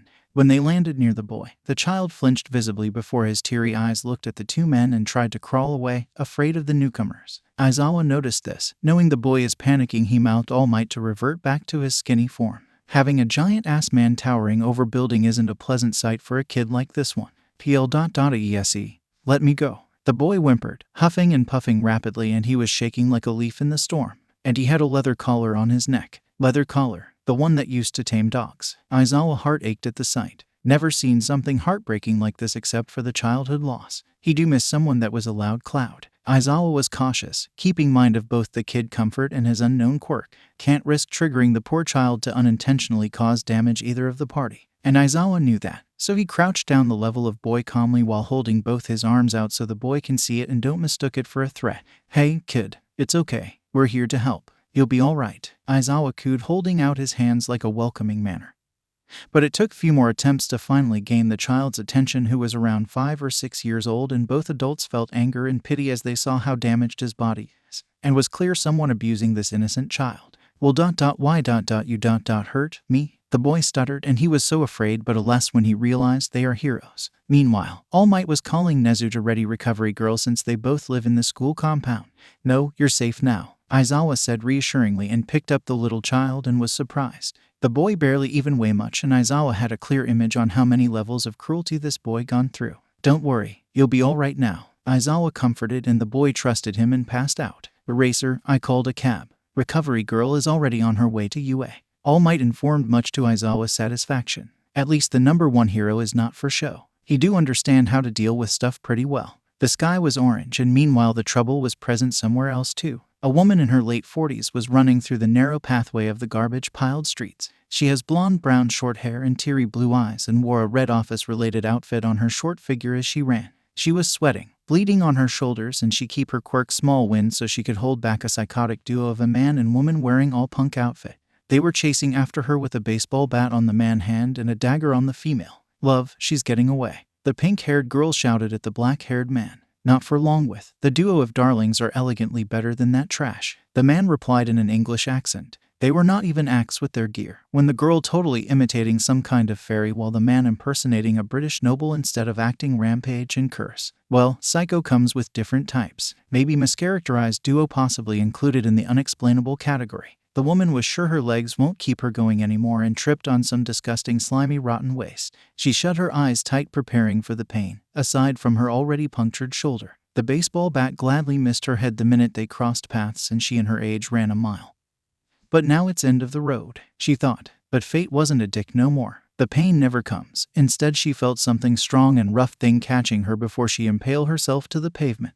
Whatever was holding her was warm yet comforting and she felt the figure straighten her to stand up. You okay, miss? A calming and strong voice asked, causing her to open her eyes to see a hooded figure looking at her. He was taller compared to her short form and she could only see 2 green glowing eyes in his hood. The man was covered by all-leather outfit in green metal spikes. Yes, thank you. She genuinely was thankful and the figure nodded letting her go and looked at the duo standing there. Hey, no fun. Give her back. The pinkette pouted making the man gasp dramatically. I swear, my love, your enjoyment is my priority and I will bring back your plaything. The man said hugging his darling who smiled at that. You. The man pointed his finger at Izuku who tilted his head slightly, really amused by all this shit. Being the rider really made him think differently. Though fear on the world as everything else are just joke to him. But when a blood of an innocent falls, Izuku will make sure they suffered the same pain their victims felt. Don't you heard Malady? Hand over that thing, or I'll take violence as an approach. The man threatened with a smoldering stance, which was stupidly hilarious. Izuku chuckled darkly, sending shivers down everyone's back, including the woman he saved. Why don't you try? Izuku said, summoning the green hellflame chains out of his hands. He doesn't need his rider form to summon his weapons. They flinched when the chains were summoned. Nobody was expecting to see this kind of quirk. My curiosity, mister, what quirk is that? The man asked fearfully yet keeping his royal attitude, and Izuku could see the fear on their eyes and wondered if what happens when he turned into the rider. Izuku laughed amused. Quirk? Huh, that's not a term I would have choose. He chirped, confusing others. Then he turned to look at the woman who was still bleeding. Oh, miss, the main road is to the left. I'm sure you'll see police officers patrolling. The sight here is gonna get messy. Izuku instructed and the woman nodded her head, running away saying a final thank you. Oops, she's gone. What you gonna do now? Izuku mocked and removed his hood, revealing his cold expression and white fluffy hair and green glowing eyes. The appearance of his was enough to make them more scared as he walked closer, retracting his chain. He doesn't need them to deal with these clowns, because their sins was enough to power him up. The duo sighed a bit when Izuku retracted his weapon, but safety comes first as the man stood before his darling in protective manner, more like a human shield. LOVE. The woman screeched annoyingly and Izuku was sure his eardrums gonna explode at any moment. The sound was high and piercing as if it were a weapon itself. Her quirk. Izuku wasn't slightly affected due to how useless her power compared to the strength of a whole hell or sun. Her quirk is a dust while the spirit of vengeance is a universe. The voice was enough to annoy him and nothing more. The man wasn't as affected due to he wearing a barely noticeable earpiece that prevents any high-pitched sound to be less loud. Eventually, the drawback came and she felt her throat aching and stopped her scream only to see Izuku standing shaking his head to stop the ringing on his ears. Stay back, darling. I got this. The man proudly stated as if he won a war or something and ran at Izuku, swinging the baseball bat rapidly. Izuku enhanced sense let him know when he saw the bat coming and was about to connect with his head and he ducked and punched the dude's gut. Izuku punched again on his gut, making him throw up and fall to his knees. The girl tried to activate her quirk but couldn't due to how sore it was. My darling, the man started standing up with his bat, shakily. You all capture the moon, if you wish, the man said, and his bat soon splintered, changing its shape to a big spike. His quirk, metal sharp, makes inanimate objects sharp upon physical contact. However, Izuku chuckled. How ironic. Insults are forgiven if directed at me, not my darling. The man spat. How ironic. A nice quirk gun waste. You do not have potential to wield the power, seeing how much inexperienced you are. Your stance, defense, or the position you're using. All are just lowered or open to your foes. I can literally see an opening if you ask me. Izuku pointed out, and the man didn't have patience as he charged at him, and Izuku dodged and got behind the man and touched his head. Izuku used Hellflame on his palm, incinerating the body into ashes. Izuku stood there watching the pile of ashes, and then he heard an high-pitched scream of the woman who charged at Izuku, aimlessly throwing punches with knife still in hand. She was trying to say something that was unclear with her quirk active and all. However, her pathetic attempts are useless. Each punches of her aren't that accurate and effective. At some point, her knife flew away from her hands. Izuku stood there taking her punches, and her blows were weaker than he thought. He should at least feel pain, and at this rate, one of many punches are doing anything. After all, he's not invincible in his mortal form. Slightly stronger than an average person. What? Does it hurt watching loved ones die? Izuku asks, catching both her arms. She was sobbing and crying. That's what those who you killed felt. The pain of losing love forever, he said harshly as her teary wide eyes looks at his green ones. Now, feel their pain, he said in a bit more heavy voice. The woman suddenly froze on his grasp, looking into his eyes, and she saw murder, grief, suffering, many hidden emotions, with one stand out the most. Pain. She watched all those who she killed and injured, tortured. She screamed the same way they did, cried, thrashed, begged, and finally her soul burned away, leaving her comatose shell of a body behind, and her eyes are charred as he let go of her. Stop right there, a man voice commands from a bit far behind him. Cannot see Izuku's face. Izuku sighed and knew her cries could draw attention, and he pulled up his hoodie hiding his face and looked at the hero commanded that. He was local hero wearing all shark-like outfit. Izuku doesn't recognize the man. Then Izuku felt it. The sin committed by the man. He's one of those fake ones. However, unlike those who support big crimes, this one is not that of troublemaker. He only do cheap tricks, that's it. The man was so self-confident that he has big grin on his face and not even calling for backup. That's what a true hero should do before run into action. Izuku sighed and whistles. The man was confused at first, but before he even knew it, a black chopper-like bike hit him on the back, injuring and knocking him out. The bike was full black, and a bike lover will say, it looks like a chopper, but it's from the hell. Nobody other than Izuku could own or ride it, because it's alive. Izuku straddles the bike and drove off. The engine sound was weird and loud. All Might and Aizawa was in Nezu's office, discussing about the child on the infirmary, with recovery girl aiding the poor kid while Tsukachi on his way to UA. I'm thankful you two came across the child. I must say he may not have survived if not. Nezu said. He was mad. Police should be checking out the area and should have suspected any of what's happening to whatever crime's happening, and child abuse is unacceptable and unforgivable act of cruelty. One should definitely get life sentences or hunched. That's what we were thinking too. All Might said, sitting on a couch. He's right. That kid was barely even noticeable when we saw him. Almost passed out, and I came to a conclusion that the kid may have kidnapped. Aizawa said. How can you tell? All Might asked. You didn't see that collar on his neck. Bruises. Either my theory matches the situation or it's domestic abuse. Aizawa said, disgust evident on his face, and the others shuddered, and All Might hung his head in shame. As a number one, this is so much for me to take. I should have been more cautious, he said. Do not blame yourself, All Might. You could do so much. Nobody knew. Nezu said warmly. From now on, we should expand our patrolling limit around the city. There may be things happening as we speak. The door opened and a tired Tsukachi entered with bunch of files. Sorry I'm late. Things aren't in my favor recently, he said, taking a seat and signed. No worries. We're having a conversation, so didn't feel time passing by. Nezu chirped. Hey, what about the explosion yesterday? All Might was worried this morning instead of some unpleasant sight. Aizawa asked. Tsukachi nodded. Unpleasant and unexplainable, he corrected and continued. The researchers at the site first concluded or almost thought it was an underground volcano eruption, but that theory scrapped when there was no core or the hole visible. The debris were mostly melted like wax, and nobody knows what caused it, but there's more to it than we thought, Tsukachi said, and Aizawa nodded. Well, in my knowledge, volcanic eruption don't reach up the sky and the fire is green, Aizawa said, startling Tsukachi. What do you mean green fire or reaching sky? He questioned, puzzled. Aizawa had his jaw dropped. Well, that's what happened. The fire pillar was reaching at a weird form of dark clouds and was green lighting around it, Aizawa said, and Tsukachi recorded that report. Thanks for the info. And do you know anything else? Aizawa shook his head and no. Now, say what else you found, Nezu asked, and Tsukachi handed them few photos out his fly, and the three men gathered around Nezu to observe the photos. First one showed was of footprints that melted into the pavements, and the second one was of a black ash. And the third was a man in suits laying on the floor looking dead and all, and the fourth was the most disturbing. Something that looks like fleshy melting pile. Nezu, All Might and Aizawa was confused as to why they are seeing these pictures. Wasn't it about the explosion? Are they missing something more than they thought? What's all this? Aizawa groaned, thinking the man got the wrong file. Aren't the explosion we were talking about? Nezu questioned, yet deeply analyzing the photos. See, I told you there's more to it, Tsukachi said, having the other men's attention, and continued. This incident is related to the explosion, because of the looks of it. Both incidents happened within few-minute gap, means it's related, Tsukachi said, and the others looked at the photos again. Like what are we even looking at? Aizawa asked, holding up 2 photos of the black ashes and the footprints. Sukachi sighed, looking disturbed and worried. That footprints, he started, and the others looked at it again. With some research we concluded it came out of the explosion, he added, and the others were surprised to hear that. By the looks of this photos and your claimed Sukachi, are you saying someone or something triggered it all? Nezu almost 99% confirmed the answer but needed the remaining 1% of confirmation as well. Aside from that, we could no guess any other possibilities. We thought the same way like you did, Nezu,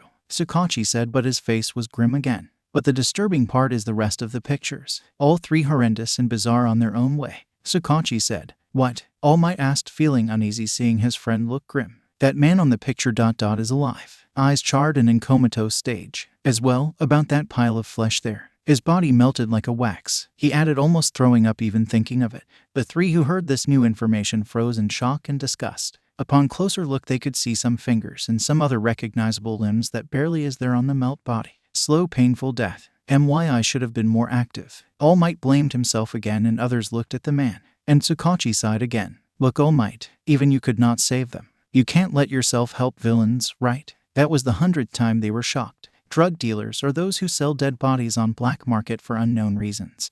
And that man in the suit are the leader, Uehasu, a former military sergeant, suspended because of drug abuse, and due to his relationship with some big lawyers. He's proven innocent, and the evidences and witnesses are mysteriously vanished. And now he's living dead. Almost everyone in his group dead, and that black crumbles are ashes. Burnt corpse, Sukachi explains all at once to end the conversation, but sadly it didn't. You said almost everyone, right? What that's supposed to mean? Aizawa asked curiously, but kept his emotions to himself. Yes, we saw a pair of small footprints of a barefooted child, and the child must have fled the scene. No report on a dead child found. And realization hit Aizawa and All Might. Beat-up child, injuries, collar, nervousness, exhaustion, and footprints of a barefooted child, and the child they found clearly fit the description. I think we found the kid, both Aizawa and All Might said in unison. Nezu's office was dead silent since midnight, informed the child is awake and walking. They needed further information that may add up to the puzzle. The incident yesterday is now being reported on the television, which the 3 men watching, and was found many similar incidents around the city in such short time. Black ashes left behind by an entity or something nobody knows what, in the news already spreading like wildfire, of many witnesses claiming to see or presumably making up stories of the non-existent. However, with all the lack of information of whatever came out or caused the fire pillar to the sky, even detectives considering each of tales of a giant monster to a scythe-wielding reaper, and with some deeper inspection, few reports are similar. The common part of these reports are bright moving lights and a heavy sound of a motorcycle. And it took about 12 or so hours, and the reports including the crime sites are more than 7 to 11. And almost 64 confirmed deaths, and as well found 4 comatose bodies and an heavily injured local hero. Overall, the news was bone-chilling enough. Police and pro-heroes now had to extend their reach to every part of the city, as well as find any suspicious individuals or a same-pattern crime scene. People started the gossip.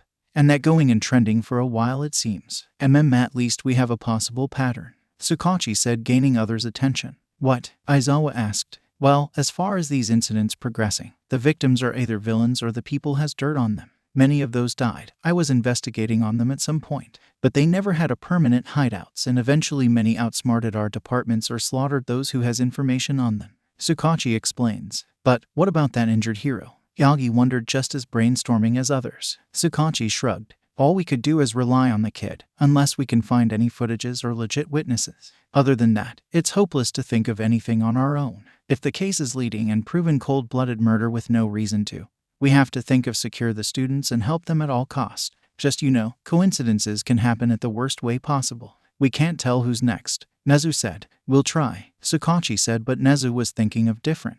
To secure, we should do the dormitory project and have our precious students settle in the own UA compound.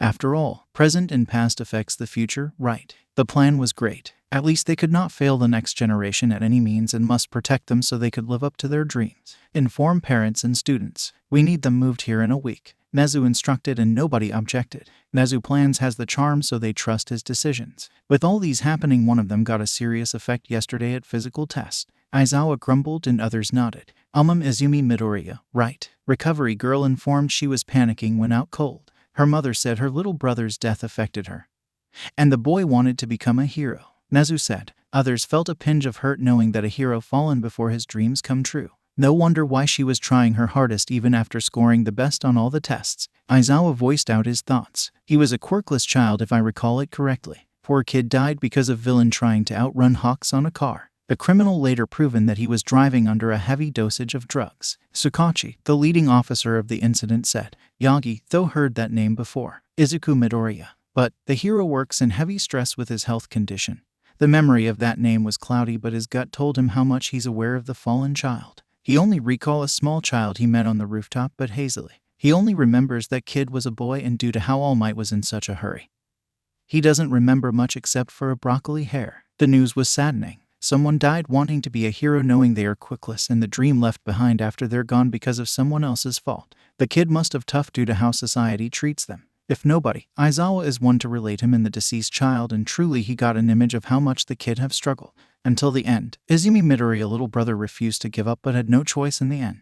Life is a bitch to those who really deserves happiness. They exchanged small talks, and Aizawa is just there because the child and the incident yesterday. He's not the type to get involved into anything until he sees something interesting or reasonable enough. Time passed and Midnight came back with an awake but a wary-looking 5-year-old in her hands. The child so small compared to those at his age and barely weigh enough to say he'll live. But he's far from healthy, both physically and mentally. And if this child is the one at the crime scene, then it's safe to say a child this age with all the wounds and the fear in his brown empty eyes that he's gone through a lot. Traumatizing, unusual things a normal child shouldn't. He's shaking on the R-rated pro hands, still afraid of them, and the only thing keeping the child from snapping is Midnight quirk. It was calming and refreshing, so Aizawa asked her to be around the child, and she willingly accepted. Who wouldn't? After a while, the atmosphere cooled down and the little kid is so sure he's now safe but not yet was comfortable around them. Hello there, I'm a police officer and these people here are pro-heroes. Nobody can't hurt you here, don't worry, Tsukachi said in his calmest and the most cheerful voice that may finally let the boy calm down fully. Midnight was sitting on a chair with the boy on her lap, her palm gently stroking his fluffy but a bit dirty hair. The boy nodded slowly and looked at them, trying his hardest to not panic, and he saw no lies, amusement on their faces, and sighed a shakily breath few times and nodded at the man. Can I ask few questions? Can we do that? Tsukachi asked, careful not startle the kid, who nodded again. Okay. Here it goes. Is your name T. Honkawa? Yeah. T stuttered. Truth. Where is your parents? Are they still with you, T? Tsukachi asked the personal question, knowing that may make the boy go into a breakdown, but he added his softest voice to ask that. They went missing together 2 years ago. T was silent and Midnight cooed some comforting lines and the boy just shook his head and no. Why killed? Mommy, he said, tears falling and crying. The heroes felt that familiar feeling crept deep up in their heart. The one when you know you couldn't help a small, now orphan child. The guilt was severe. Do you know this person? Tsukachi hesitantly reached for a photo from his file after the boy calmed down again. When he showed the photo, they see mixture of fear, anger, and disgust on the child's face. What happened? Midnight soothing asked the boy who was staring at the photo, shaking slightly.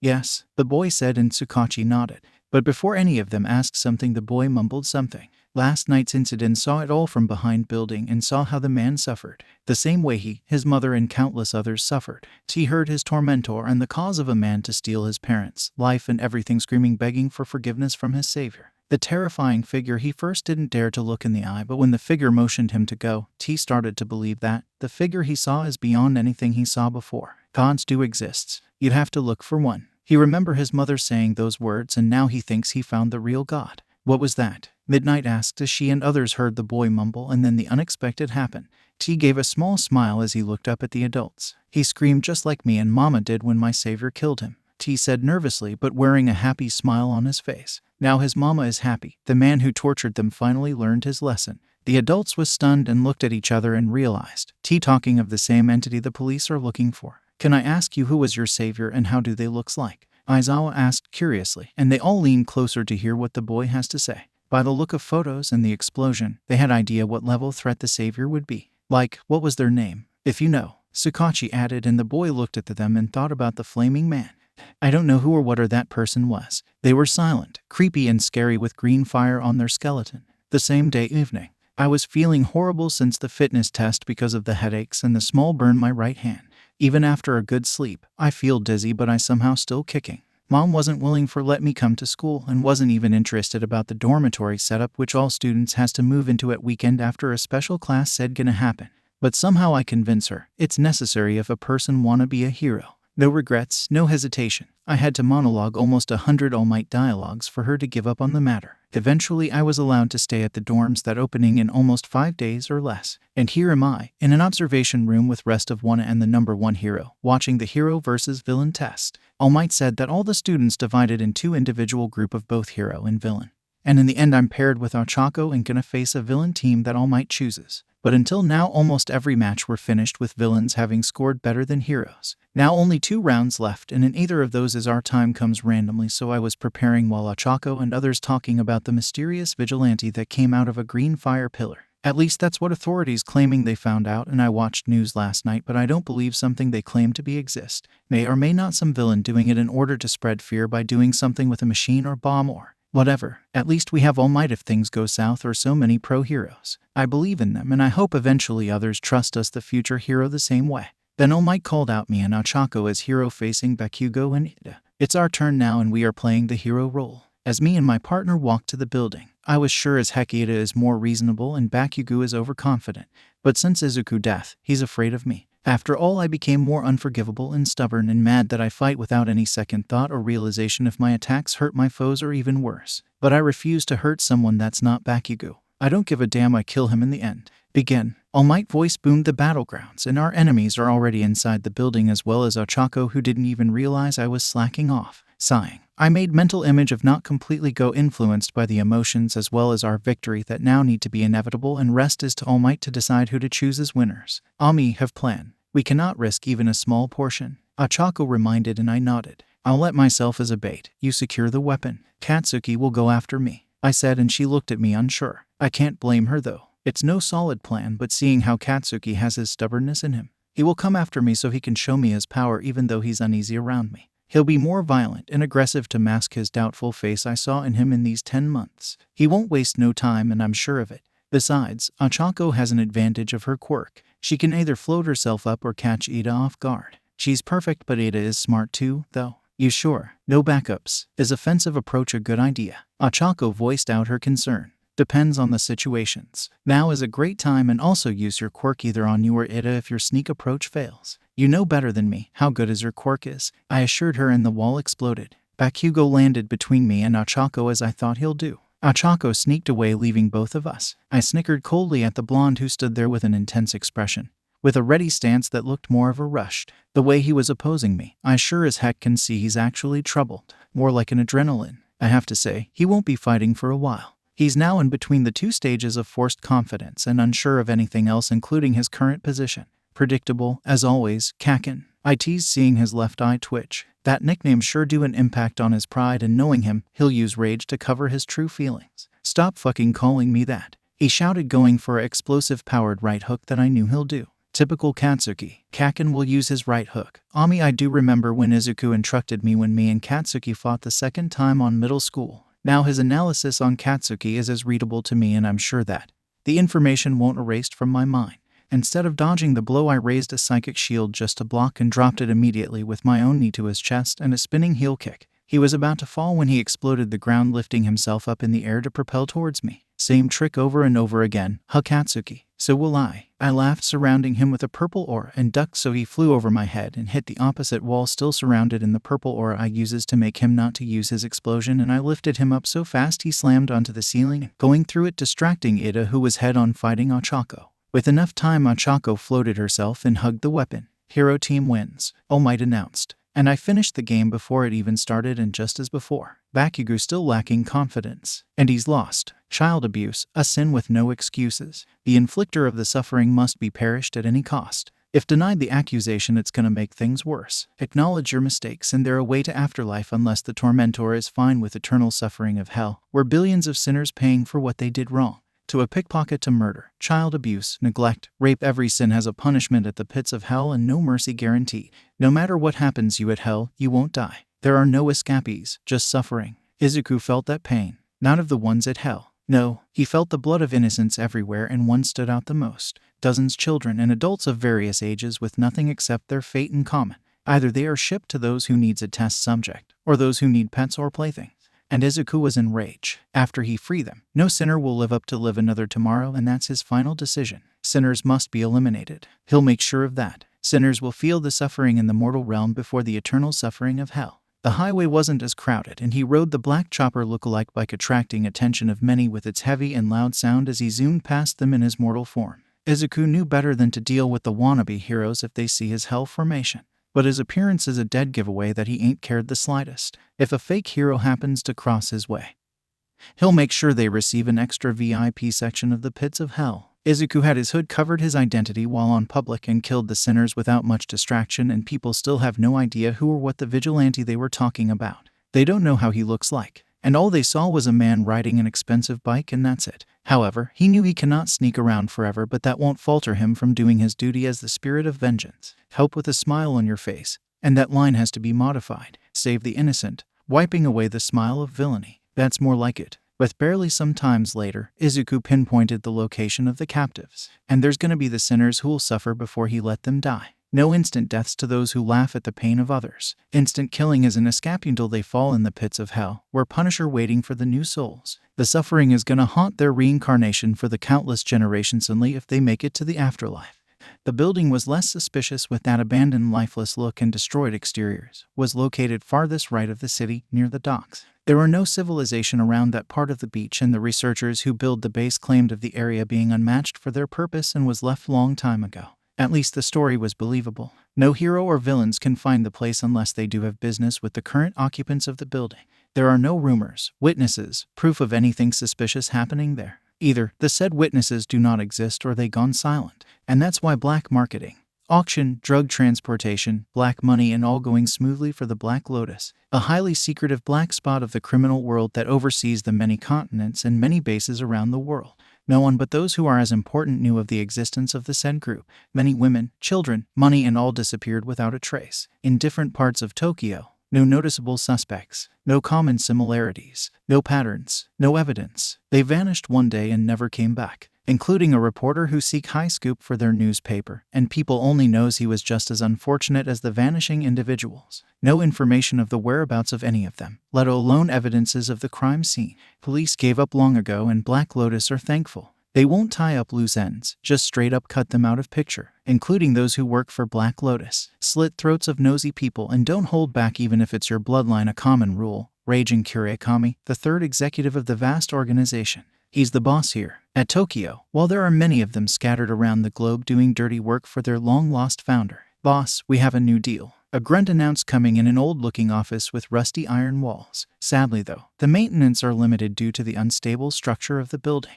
Even if an excavator hit the wrong wall, the building is done for. But to mask in with false impression on a non-suspicious building, they cannot rebuild the base and expose the life in the building. Police will come a headache and heroes pain in the ass, and then All Might. He is an unavoidable meteor if he accidentally blow a punch. So, having an old base has its own perks. The room had so many stuffs, contains drugs, experimental items, and all. Ragan, the man himself, wearing all black suit, sat on the cushioned chair, had black trimmed hair and goatee, sunken brown eyes with glasses. He was smoking a cigar while playing games on his phone. He was in his middle ages, and his body is not muscular either. He looked up at his goon, who was as bored as the other occupants. He's an action-starved bastard just like the majority of others, excluding Ragan. The boss only like having fun with their captives. He's a sicko. Spit it. Ragan spat, still playing games. 2 crates for a quirk, the goon said. Quirk means they also have to give away their slaves in process. Well, that's what they are for. The man sighed. They wants that drug a fellow gang produced, so they are getting 2 crates of it for powerful quirk, as well as wielder of the quirk. Who's the messenger they sent? A bystander, no official member. The goon replied, knowing his boss answer. Kill him. I'll contact them later. After all, the boss said, getting up, throwing his phone on the table with a smirk. We have to do a proper farewell for someone, right? Yes, boss. And can I fight and then kill the messenger? My muscles are stiff by playing around. The goon complained. I want him dead, that's all. Ragan said, walking out of the room to a hallway full of doors to each side, that either the rooms of the gang members or some empty storage. He drew a beeline straight at a room that's left to the hallway and had narrow pathway leading to a metal door. An amused, mischievous smirk appeared on his face when he felt the intense air behind that door. He can already see them crying and in pain. Their screams are a music in his ears, and he enjoys it. Opening the door, there was a big room that connects to many cells with iron bars. The cells are attached to the wall, and the cells are actually connected to one another with no barriers on the middle. and inside big wide cell was almost 70 or so people of different ages and powers. There are men to little boys and women to little girls, all of them wearing quirk-nullifying cuffs on their legs, and their bodies are all bruised, beat up, and wore torn, bloodied clothes. By the appearance of them, one can say they are living because of miracle. They look exhausted, starved, and in pain, and some of them has tight shock collars around their neck, enough choke them to a state that a tiny bit of air their lungs get. Such a cruelty. These are the people who mysteriously vanished within last few months, maybe over a year, and they lost all their hopes of survival, but will be happy if one day they could escape. Ragan laughed at the people gathered around close to one another due to support those who have weak heart. "Hello there," Ragan greeted, smirking at them, and then at a teenage girl who was he going to sell for the drugs. The girl heart skipped a beat, and she knew what's going to happen, and tears poured out her already puffy red eyes. She's a teen around 13 or so and had long blonde hair, which is now covered in grime and blood. Her black eyes look dead and her lips are busted slightly. Her fate is written. She thought that way. Her cellmate had the same fate waiting for them. That monster sold her friends way back the first month of their capture, and now it's her turn to go. Nobody knew where they taken to, but knew that there's no escape from it. It's more like fear of the unknown. Today won you as my key to achieve something I strongly craved for, and as you know how well we should say farewell to that certain someone," the man declared, earning many shocked gasps from the crowd behind the bars. "I know that someone knows who am I referring to," the man said. The slaves started to worry about that. Even if they don't know each other for their life, here in this cell they got familiar with one another over time. Having that ripped away from them do hurt, to say the least. So Ragan heard many cries, complaints, curse, and was desperately trying their best to defend all the occupants as well as themselves. "As my pets, I expect no denial. Like it or not, you are going." The man smirked at the girl, and others looked at her worried. "If you want them safe, come on out without all the ruckus. I do have some pretty good things so you won't forget any of us," the man ordered to the cowering girl, who complied eventually. She cared about them dearly to refuse to oblige. The teenager stood up weakly and pried away the comforting and desperate hands that was begging her to don't go. She pushed past the human barrier blocking her from the man. "It's better this way. A good girl you are. I must treat you with an extra care and choose some best toys to make you never forget this day,"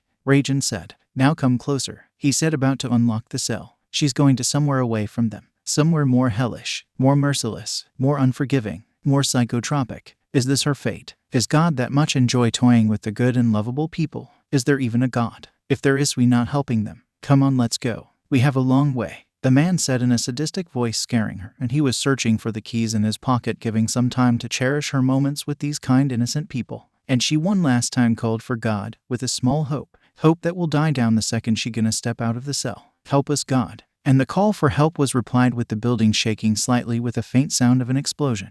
The man growled at that, and a goon burst through the door saying intruder or emergency. He looked afraid and in urgency as Ragan gave a one final look at the slaves and left the room with the goon.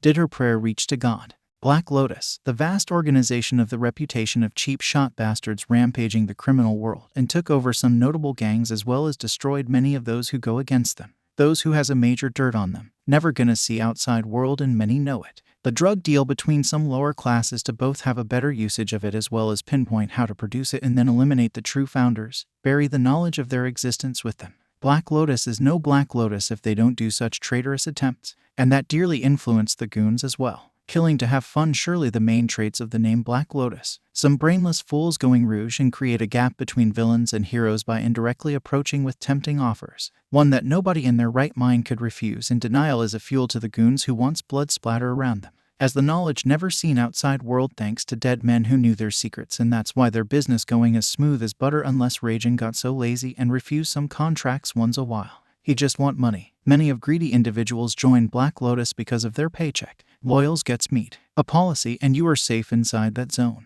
And now at the entrance of the building, which is closed with big rusty wide gates, and many goons of both gender chatted or playing games with their friends to keep their existence a secret. They were inside the room that leads to the gate, so nobody can see them outside of their base guarding it. That's gonna be a dead giveaway. All of them wore black outfits, cat suit for ladies and normal suits for guys. They do have guns and some familiar weapons of their choosing, but they are mainly using guns. They aren't as trained with close-range weapons. Only their boss right-hand man is the master of various fighting skills and weaponry, and he was present with them too. Sure, they have quirks, but they don't like the shitty drawbacks, so they depending on the weapons and support items. Mainly weapons. And those who comes has to knock on the metal gate and then say a password. They will know if some frauds decides to enter. They have a unique way of knocking on the door with some rhythm or stoppage, and then comes the verbal password, until whoever that outside proves they are no threat. The goons had to make no sound. Can't risk some wannabe know someone in there. Ragan wasn't as smart, but the freak is strong and sometimes come up with plans to stay safe. Until now they tricked many fools, were heroes and villains included, and knew better than to give away some information to some random nobody. They still craved to get paid after all. The room filled with hushed sounds of the goons, many laughing, chatting, and also the noises of their phones. Most of them are game addicts. It was natural for them to addicted on something that can help them pass time. Withstanding and guarding the place 24 hours is not as great as it sounds. Many of them got sick of waiting, and they are allowed to use whatever they want. And then they got silenced by the familiar sound of the knock on the gate as the goons silenced themselves to concentrate on the knocking. 2 knocks, stop, 1 knock, stop, and 5 knocks. Courier, came a gruff voice, and sure did, that's the confirmation passcode. Simple, yet the way you say, the way you knock matters too. And they looked at each other for their approval, and each of them nodded. Cage, the right-hand man, nodded at one of the goons, and the goon pushed open the gates. And they all picked up their guns and rifles pointed at the entrance. Some with barrier, shield, hardening quirks readied they quirks. One wrong step, the man outside will sure have his ass in the grave. When the gates opened, they saw a skinny bald man who wore oversized, dirty, smelly clothes. A blue jeans and a prison uniform white shirt. Sure, this dude here is simply a messenger. No official member of the gang who sent him. Yo, no threat. Stop pointing guns at me, the man said with a sound that belongs to some lazy, sleepy man. But the man was wide awake and felt threatened by these goons. The 7 women in the group ginned, and remaining 12 dudes laughed at the man, who was intimidated. Cage just snorted and said, "Do you see yourself in a mirror? Should we feel threatened by some random like you?" He chuckled dangerously as he moved closer to the skinny, shaking man. The man shook his head no. These freaks can squash him and nobody won't hear him scream. I know why, the man stuttered, annoying Cage even more. Cage sighed and held back. They want something important, so they have to hear this roach out. So, what you got? Cage asked. The man blinked and then thought about why and what for is he here. All the information gone through the window when the goons antagonized him. The man said the offer is to give them a quirk. In return they'll get 2 crates of the yet-to-be-marketed drugs. 2 full crates. That's the golden fish. Cage gone back through an open wide hallway to Ragan, probably to inform the new deal. While he's gone, the skinny man received some glares that offered nothing but pain. Black Lotus, after all, have red blood on their hands after every deal, knowing that many gang leaders send some local criminals or the ones escaped prison. The skinny man belonged in the second category. Black Lotus members were talking around him, intentionally adding some threatening messages that the skinny man picked up the most. He was sweating and his heart pounded when they got a call. Cage informed them what boss' decision is: to kill the man. Cage was on the way, and the goons had this sick smirk on their faces. Then he started rub or crack their knuckles for the fun about to start. The goons rounded the man, cornering him because the entrance gate is close shut the moment got in there. They were getting closer and closer, still grinning wide, seeing a terrified man. Until, "Hey, you had that?" one of them asked, and others silenced themselves. Faint quake could be felt under their feet, and they heard something loud outside gate, getting louder with faint tremors by each second, as if something huge is coming. That something was big and powerful, with the sound off some modified engine, as well as the small tremors gotten bigger and clear. It was fast, to say the least, because of how quickly sound and the vibrations increasing. Something massive is approaching, and everyone, including the skinny man, backed away from the gate, and the goons both activated their quirk and pointed their guns at the entrance. They could feel their eardrum beating just like their quickening heart. The shaking of the ground increased, and they could feel their bodies shaking with the vibration. Is it friendly? Is some gang coming for a deal? The possibilities are high. But one important detail: nobody except few people know of the location. And that few people is 6 feet under the ground now. Then what is coming? Who give their address? Are they even know whose base it belongs to? Hundreds of unanswerable questions evaded their mind as the uneasy feeling of something getting high and high. "Stay back," one of the males said, and everyone backed away, but they kicked the skinny man towards the entrance. Cage won't mind who dies. He only mind 2 things: action and money. And they have this feeling that whatever is beyond that gate is worth some big action. And they are not prepared even the lightest. Right now the threat is outside, coming closer, and they could feel their hair on the neck standing as the engine sound got louder. It was unlike any sound they are familiar with. It has this echo and heavy and loud sound that is impossible to mimic. It was oddly creeping them out, like monster that's only can spotted in horror novels and movies. The sound itself is threatening. "What's happening?" one of the women shouted, and others are just as startled and uneasy. And little did they know that's gonna be their last interactions. The sound and the heavy something got closer, and then EBOOMMM. The iron gate melted and destroyed as that something extremely burning green and big hit and came right through it, sending shockwaves and iron pieces flying around with bomb-like blast as the goons got sent flying with the shockwave. And Skinny Man was unlucky as the green fire something ran over him and stopped on the middle of the room, skidding and damaging the floor, melting the floor as if it's nothing. Everyone except the Skinny Man was in daze but alive. The current occupants guarding the gate was heavily damaged but breathing, luckily for now. That is. Deku stood tall on a hill that connects to an old parking lot in the road between Main Road and the Coast facility. His hood was down, and with his enhanced senses, his emerald glowing eyes picked up what's happening at his destination. He could barely see the building, but enough to make up what's going on there. Some tall iron gate guarding an already old and weak building. He felt the rage bubbling in his veins. He could feel the arrogance, amusement, joy of the tormentors in that rundown building. His jaw visibly clenched, eyes narrowed with the hellfire glowing in his eyes. Some black smoke barely rising up from his shoulders, indicating the anger he's feeling towards the inflictors of pain. Tormentors doesn't know what pain is. The pain of what the weak one feels, and the captives in that building is an example. The grief, sorrow, pain, helplessness, emptiness, and the lost hope. Lost hope is something identical to suicide, because feeling that comes with the lost hope is unbearable mental pain. Many foreign emotions, self-hurtful demons, self-loath and hate, and the thoughts of non-existent. The emotions is the unbearable that your mind cannot keep up, and you'll turn into a shell of human that's walking with no purpose other than dealing with your inner battles where your winning rate is 0. Deku knew that. He was one of them when he was alive. Bullied, abused, belittled, and hurted by the tormentors to the extent of self-hate and emptying the life out of your body. He suffered and knew nobody should be treated like that. Nobody should feel that pain, the burden to the world. Everyone should be free, happy, and unharmed, both physically and mentally, but not those who seek satisfaction and entertainment of hurting innocent. They are the sinners. Sinners inflict pain but cannot tolerate. Sinners are cowards, and they hurt the weak because they can't beat the one that's equal to them. Sinners do have dark past, but forcing that burden and pain on someone that's not the one harmed you. Sinners consume negativity and blame the faults on the innocents. Sinners must be perished. Really, painfully. Pain of their comfort zone in the world they built crumbling down with their pride. Pain of a razor inch by inch cutting and slicing each muscles, veins, limbs, heart, brain, without killing them and let them rot like that under the scorching sun. Deku will hurt them, let them suffer, scream for forgiveness and mercy. But, in the end, the walking hell he is won't give them relief. There are no mercy in the pit of hell, only the punishments that can make you cry and scream.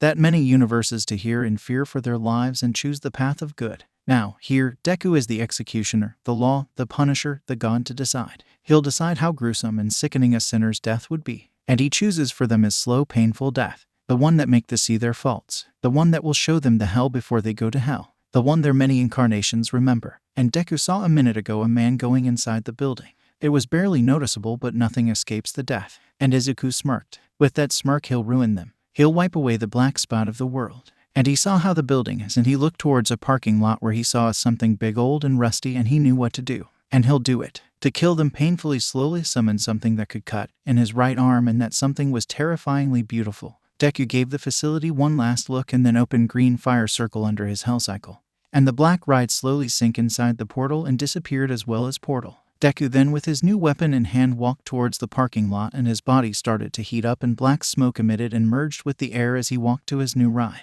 They won't know the hell is coming to get them. The entrance totally is small crumbles, and where the big ride is stopped started to melt with such a heat that the goons started sweat heavily. And the frond part of the base that connects to the entrance crumbled down and is now just black tiny pieces on the group.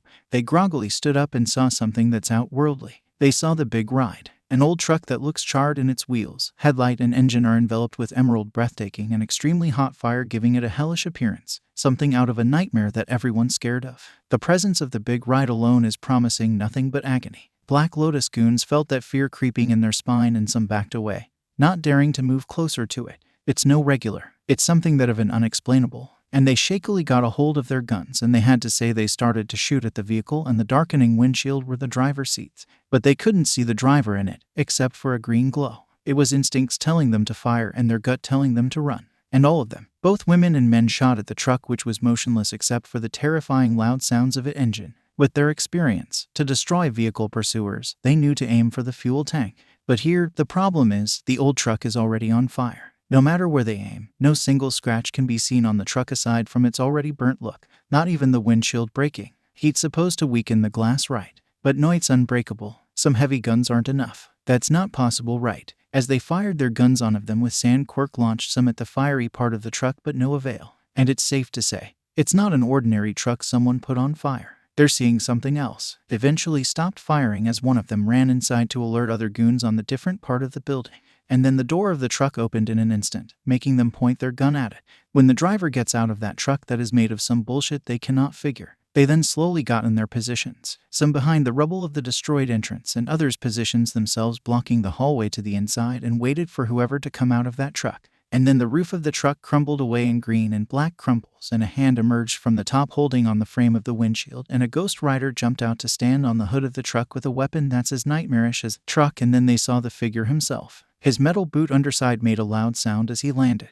The Ghost Rider calmly stood on the hood with zero motion and eyed them. The goons felt a surge of fear creeping and hiding their souls behind the deepest part of their minds, and their body paled and froze on the spot. The fear they felt, or whatever emotions they felt seeing the spirit of the vengeance, is unexplainable. Their breathing hitched and their face was void of any expression except for the visible fear plastered, and cold sweat formed each and every one of their body.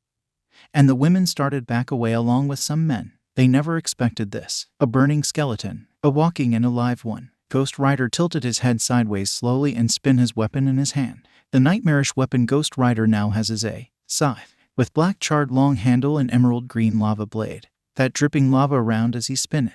A weapon for a perfect cut indeed. The goons shakily pointed their gun and started to shoot at the skeleton, who in return jumped off the truck and with a speed that can fool your eyes attacked them by swinging the scythe, not even giving them any opportunities, and cut clean off their legs and hand of whoever is in attacking range. The goons helplessly fired their gun, but the Ghost Rider isn't affected by it. The bullet gone right through the rider, and they even tried to fire his skull, but no avail. Ghost Rider cut their hands and legs, and the goons who lost their limbs screamed in agony, and with the power of the hell flame, the blood started to stop flowing out of their limbless body with power of heat, so they won't die, and with pain they won't pass out anytime soon. Hellfire keeps the one who being punished alive and awake when the eternal suffering starts. With act of will, Rider did the same. They won't until he wants them to. Ghost Rider attacked all of them one by one with the same method, to keep them alive. He did the same with both women and men. A goon who had quirk cancellation ability and fired his gun as well as activated his quirks as Ghost Rider crippled his friends. Wasn't working. The Ghost Rider is still in the hell form. The fire scythe cutting clean their limbs, and the Ghost Rider motioned its hand the goon way. As the chain covered by sharp blades shoot out and wrapped around his legs, and with a strong tug the goon leg crumbled into ashes, causing a pain scream out of his mouth, and Ghost Rider came to his and stomped his right hand, which crumbled into ashes, as well as his other hand soon followed. Ghost Rider did this to the remaining couple of goons by whipping their legs with the spiky chains, destroying their legs and cut off their arms as well. Ignoring all the cries, Ghost Rider headed to the hallway, but then something touched his boots. Looking down, he saw a rifle. The matte black firearm belonged to one of the goons, but not anymore. Retracting the chains, Ghost Rider picked it up, and the weapon instantly caught on fire, burning it and gave it an appearance as same like any other weapon Ghost Rider possessed. The hallways echoed as his metal boot footsteps moved further inside the building slowly, and not bothered by the creepy scene of this dark hallways that alight with some small bulbs here and there. Ghost Rider doesn't give damn how the hallway looks. He's even creepier than it. The Ghost Rider moved forward, holding scythe on his right and the rifle on the left. Soon enough something came and sticked around his leg, which made him stop. Slowly looking down, he saw something toxic green sticking his legs on the floor, and then a boomerang came connecting with his chest and flew back to a woman. Goon Wo came out of one of many doors on the sides along with bunch of others. All of them looked scared, but they really are trying to hide it. Finish it, she said, pointing her gun, as well as others did the same. They fired again, and Ghost Rider pointed his gun and fired only once. Instead of a small bullet, a green fireball came out of the gun, and when it hit the target, the fireball hit the ground below a few feet away from them, sending all 5 of them on the floor, enough to cause them to fall. They did fell, not before they flew few feet away, and Ghost Rider turned the heat of his body, and the sticky thing solidified first and then crumbled away. 2 goons already lost their legs due to being close, and they were as wide awake, crying in intense pain that they never felt before. And the 3 other goons got scared and about to get up and run. Few hellfire spike chains erupted from the ground and wrapped around their limbs. Unlike before, this time the chains ripped apart their limbs after burning with hellfire. They will die, but not now. The suffering is about to begin the second Ghost Rider free the innocent. Tormentors feel the pain of eternity. From now on, this is rule. The scream left their mouth, echoed the dim hallways, and Ghost Rider moved forward, giving away his location by the metal click of his boots, and he could sense no sinners are inside the rooms on either side. But he could sense them gathered in front in the big hall. And by the looks of it, there are so many of them, and he'll destroy each and every one of them. There's no escape. Ghost Rider slowly reached the big hall, and as predicted, many quirks and bullets shot at him, and he started his attack too, moving fast before they know it, swinging the Hellfire Scythe in circular motion, aiming for the limbs, and then repeatedly shot fire bullet from the rifle aiming for the ground below that took out multiple goons at once. With each swing, the scythe let out molten green lava as well as cutting legs and hands, but then there were 2 goons with quirk that they think is effective against the Ghost Rider. When Ghost Rider immobilized many goons fast without letting them respond and was going for the wrist thigh shot, heavy shot off water and mud water, much others' relief. Water is powerful compared to fire. At least they thought. When they ceased their attacks, there was no fire, just a burnt skeleton without a sign of movements. Both Ghost Rider's weapons lost the glow.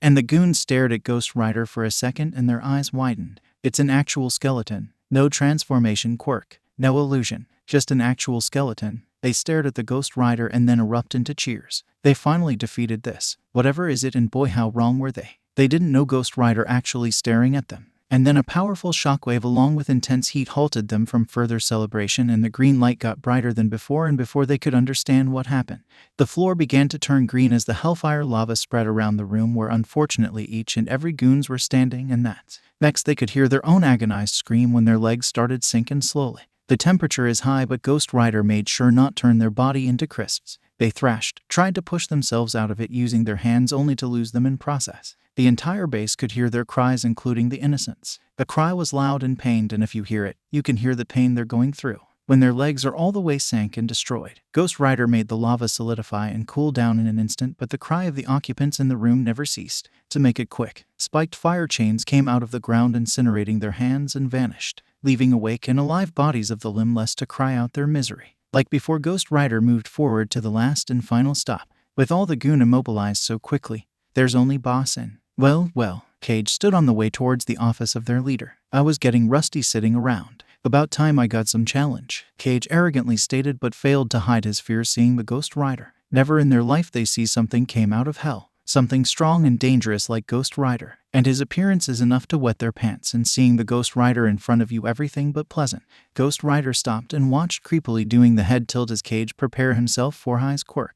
Heavy air, a quirk to add pressure on the air that surround his foes or object, and he tried that here, immediately adding the pressure around Ghost Rider to squeeze him between it. It works like water pressure but with air. Ghost Rider did only one thing. With some more of his endless strength, swinged the scythe so hard that the air around the started to get hot, and the force behind the swing created force that both melted and pushed away everything with the shockwave it produced, and Cage lost all momentum and balance, and before he could fell down, a powerful glove hand grabbed his face and lifted Cage in the air. Ghost Rider left hand that held the gun now strongly clawed onto Cage's face, slightly melting his face in the process. Cage tried to kick and scratch Ghost Rider, ending up accidentally touching Rider's fiery skull, and his hand crumbled into black ashes, earning a muffled scream due to Rider's hand basically covering his face. Tilting his head slowly side to side, Ghost Rider grabbed Cage's other arm into a vice and ripped it off of his body with so much blood splattering. Then Rider done the same to his legs before tossing Cage aside like he's potato sack and headed to Ragan. On the way, Ghost Rider looked to a narrow pathway that leads to the captives but moved straight towards Ragan office. Not far, and Ghost Rider already in front of the door burst it open with a simple, and there he saw the man himself, the leader of all crimes, the cause for the pain that hurt and sold those helpless people for his own little profit, to swim in the pool of money, for some filthy money. Ragan saw this and started panic as he activated his quirk that helps him to solidify air, and solidified the air on top of Ghost Rider and crashing it on top of the fire skeleton, only to see the solidified air shatter into tiny pieces before turn back to its normal form. Back away, the man shouted using his quirk again and again, but it has the same effect. Who are you? Why are you attacking us? The man practically begged, and Ghost Rider made fire chains to grab his legs and drag him closer. And when Ragan got closer, Ghost Rider stomps both his leg, crushing his legs and then making them crumble away with incinerating them, earning the same reaction he got from others. Ragan cried, screamed, cursed with all the pain, and Ghost Rider picked up Ragan by holding both the man's hands high and then kicked on his chest with some force so his body flew away, his severed hands on Ghost Rider. Deku reverted back into his mortal form and chuckled at the sight. Behold him. The grown-up man was crying, cause his both hand and legs are now gone, and whose fault is that? Not Deku, not the poor people in the cell, not heroes or villains, not even his goon. It's Ragan's fault he's in pain, because he tormented, killed, took away the lives of the innocents while they could only helplessly watch and cry. It's his fault that he's suffering because he made others suffer. His own fault. Deku moved closer and crouched next to the man and laughed at his face. How does it feels like now? Are you enjoying it? Like when you did before. The man continues to cry and Deku continues. When you hurt those people in the cell, they did beg to stop, right? When you sold their loved ones to get money, they cried the same way, right? Now how is it feels like? Being in pain, helpless? Deku asked, slowly sending shivers down the spine of the crying man. The man got cut off when Izuku clawed his mouth and forced it open. You don't deserve mercy. Don't deserve to beg for mercy. So you won't talk, Izuku spat, opening the man's mouth wide and got a hold of his tongue ever again. Izuku finished his sentence, and with hellfire he turned the man's tongue nothing but some black ashes. The man was crying, but no sounds came out because of the worst pain a person that ever felt. He already saw the hell and writhed on the ground. Ring ring. Izuku saw Ragan phone ringing on the ground and smirked at the limbless man and picked it up. So, what's your say on the offer, Mr. Ragan? Is it a deal or you aren't interested? Came feminine voice, and Izuku looked at the sobbing man and chuckled.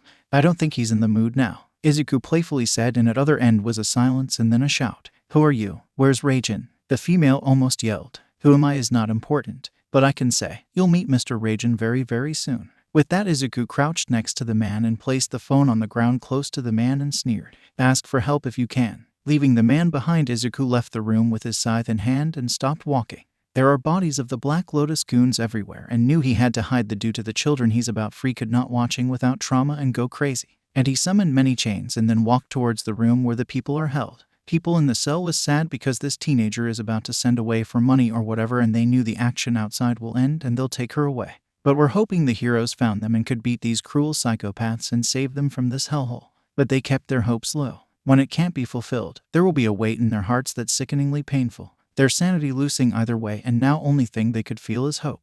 The sounds outside is like someone fighting, and they told each other that heroes are here or they are fighting villains. That happened once. They were excited to leave the place, but later found out it was nothing but some misunderstanding between two gangs. They all held little children close. If it's fight like they suspected, they are not safe even in the cell. They sat there with some hope, but now there's no sound of fighting anymore. If heroes are here, they would be here right now. They don't want to think the heroes dying at the mission to save them. But do they even know they are here? That they are held against their will? And then they heard the metal clashing the concrete as if it's footsteps, and the door got kicked open out of its hinges, making them visibly flinch, and they all trembled in fear. Being tortured does that to you. And when they looked at the dim, narrow pathway connect to the door, they saw a shadowy figure and two glowing green, beautiful and intimidating eyes, and the green hellfire scythe the figure holding, and they felt somewhat relief. Why? That man looked scary, yet they felt a bit relieved. When the figure came through the doorframe inside the lit room, exposing his appearance. Black outfit, white hair, green fiery eyes, and a great build and the scary-looking weapon. The boy came closer to the cell wearing a reassuring smile that seemed so foreign to them. But they saw sadness in the boy's eye, and they simply touched the cell bar, and their eyes widened as they saw the metal bars melting into liquid with some seconds and solidified as they touched the floor, and the boy looked at them and smiled again. Ready to go home? The boy asked, and they felt their hearts stop. They can't believe it. They followed the stranger who carried one of the little kids, and they saw black ashes and weird creepy noises when they were going through the hallways. They don't know. All the goons was in all the rooms on each the sides, and they don't even know who's their savior is. They never seen a hero like him. The boy keep them smiling time to time, and yet they don't know his name. What's that spooky sounds, big brother? The small kid in Izuku's arm, whose mother is a bit weak to carry, so he gladly did it, as then they saw his weapon that provided light vanished from his hands as they see the exit. Izuku chuckled. How to say this? You see, it's not that important. It's probably the vend or something. Taking about spooky. When I gone for camping back in the day, and me and my sister told stories that's spooky but fun. You should try sometimes. That was his answer. Can't just blurt out there are people in there crying because they lost their hands and legs to a child. But the adults knew what that was, but didn't know what kind of state the goons are in. Are you a hero? Who are you? I never saw you before. The teen girl asked, and Izuku looks at them over his shoulders, showing his glowing eyes, and smiled. What do you guys think about me? Am I a hero? What's your opinion? He asked, making others speechless, but the girl shrugged. Call me whatever you like. It's not that important, Izuku said, leading them out through the hole his truck made, which is now outside of the building in its normal form. All the people teared up seeing outside world, and they were so happy that they hugged each other, thanked Izuku, who smiled and led them and stopped at a safe distance from building, and Izuku turned around, and soon others saw green fire slow catching up the old building in green fire, and their jaw dropped at the sight. Slow, painful death to the inflictors of the pain. All the limbless villains gonna die slowly and can't even move when fire slowly kills them. There is no escape, only suffering. No reminders of all the pain, Izuku said, ushering them to move forward. Adults knew someone was dying in there but hid their face so children won't know. This is the beginning of hell for the Black Lotus. Well, this happened. Me and my classmates eyed up and down the building in front of us, which resembles the look of UA main campus but different in color and materials. The building is shaped like Big H, just like the school but smaller, and has a vintage look, consists of all brick-like appearance unlike our glass-themed school. The yard is full of varieties of plants and a small pond to the side, probably just for show, or there is fish in it. I don't know, maybe it's just there. But we shouldn't be here yet. I mean, Mr. Aizawa said a week after. But it's just only 2 days, and the special class that's supposed to be today got kicked out of the window. I don't know what, but I received a message yesterday from principal informing me and asked me to pack all my belongings, and a pickup truck brought all my things here already. Well, things gone worse, and Mama was so sad of me leaving too soon, but we had no other choice. I thought and looked around, seeing the identical building like ours are built around the school, and I saw all the students waiting outside of their own dormitory, and by the looks of it, they don't care what their homeroom teacher is bragging.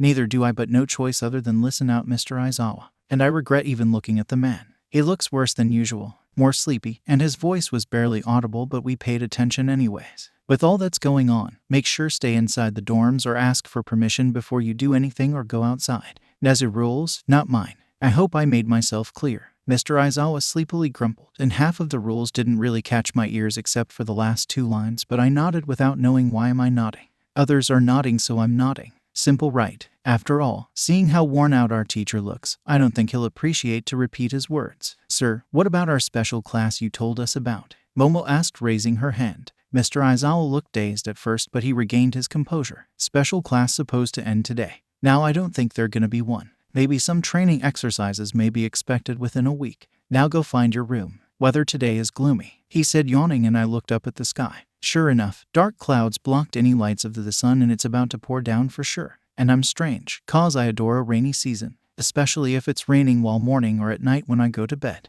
Well, that's who I am. I love things weirder than weird things. Ami, are you listening to what Sensei said? Achako chuckled, facing me, and I snapped out of all the thoughts, realizing that we're the only one outside. Oh, sorry, just was wondering, I sheepishly said, making her giggle, and grabbed me by my hand and led me to our new dorms. The timing was perfect. The moment we opened the door, rain poured heavily, and I instantly wanted to jump outside and dance, but I kept standards. I cannot fully reveal my all goofy and carefree side. Not like it's wrong, but the thing is, I'm a freak escaped a mental asylum when I'm doing the said goofy and carefree stuff. So I heard my best friend and entered the dorms immediately, taking in the sight unfolds before us. We were facing the living room that's as big as our classroom, and everyone checking out the red big couches, and Maita and Kaminari were installing their game system on the big wide TV screen that faced the couch, and I saw the stairs to the right, the big living room leading upstairs, and the elevator just besides it.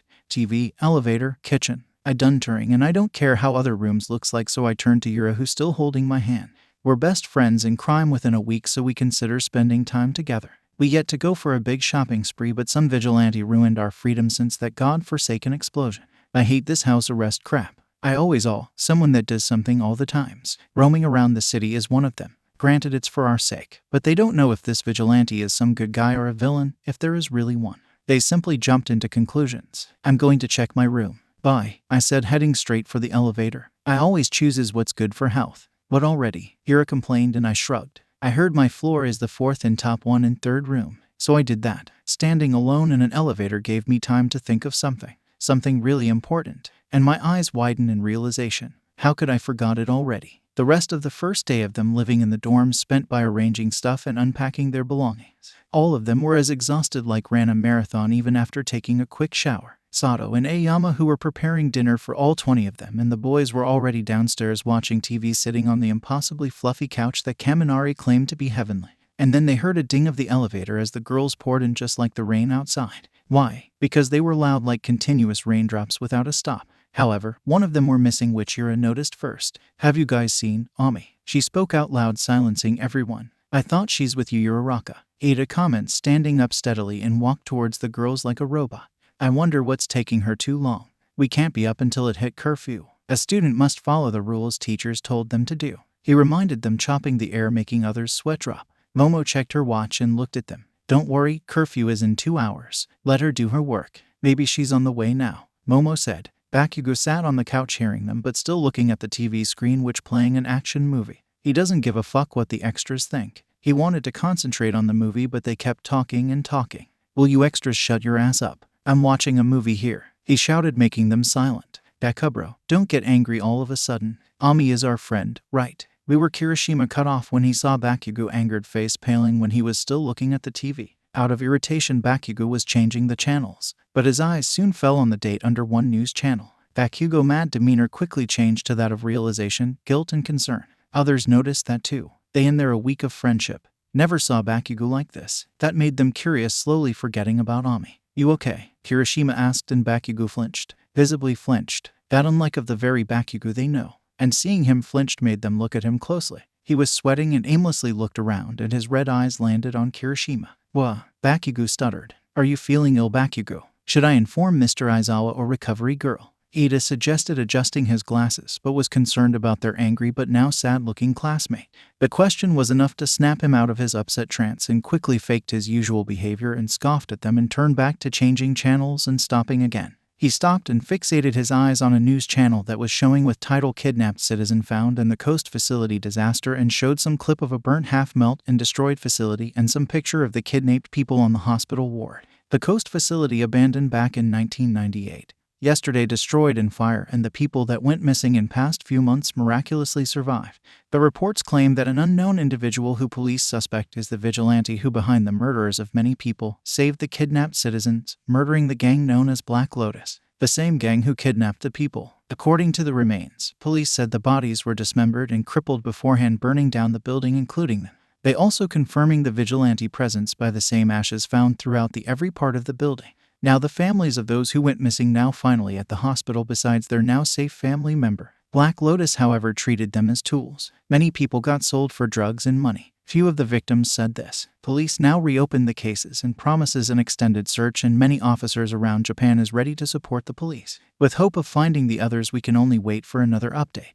The room was silent and watched in horror as many pictures off censored limbless burnt corpse, burnt in Milk Coast facility, now free victims of the mysterious kidnappings, and many officers, heroes on at the crime scene, including President Mike and Aizawa. That's something that cannot be seen all day. At least I'm thankful for those people was saved. I don't know how to feel about the rest, Kirishima said, and everybody agreed. You guys think if the vigilante is some sort of firebender or something?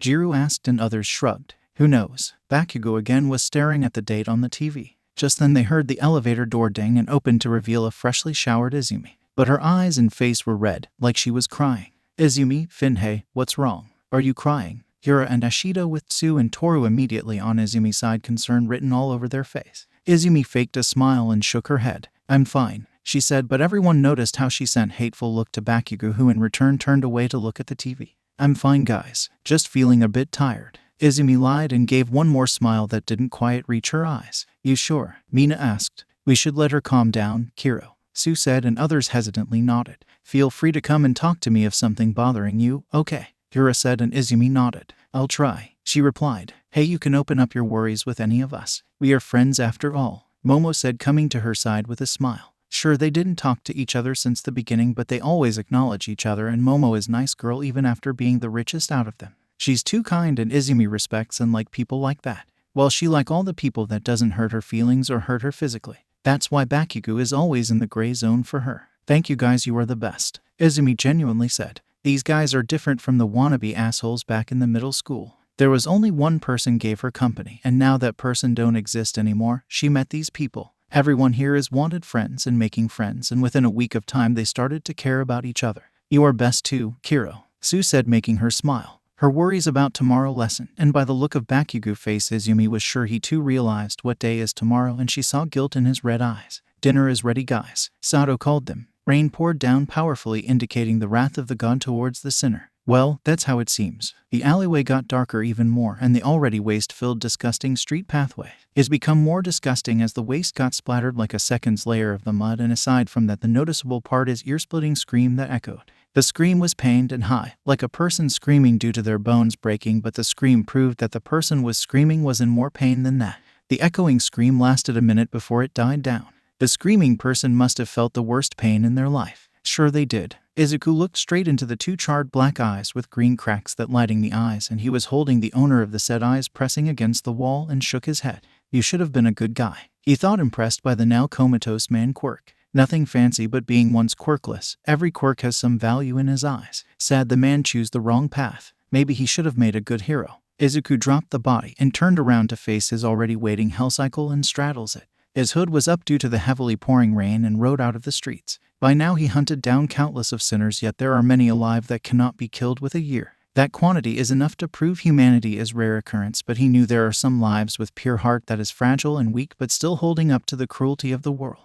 His bike faster and Izuku enjoyed riding it, but one thing is in his mind: the importance of the day tomorrow. Knowing his family, he's sure tomorrow is both happy and sad for them. Mostly sad, and he know what they will do tomorrow about it. What does Izumi do? What does mother do? Sure, thinking of them is really emotional for him, but he cannot cry. Not because he's the writer. And no, he's not sad because he knows they are safe. The feeling in him says they fine, and he's happy to hear that.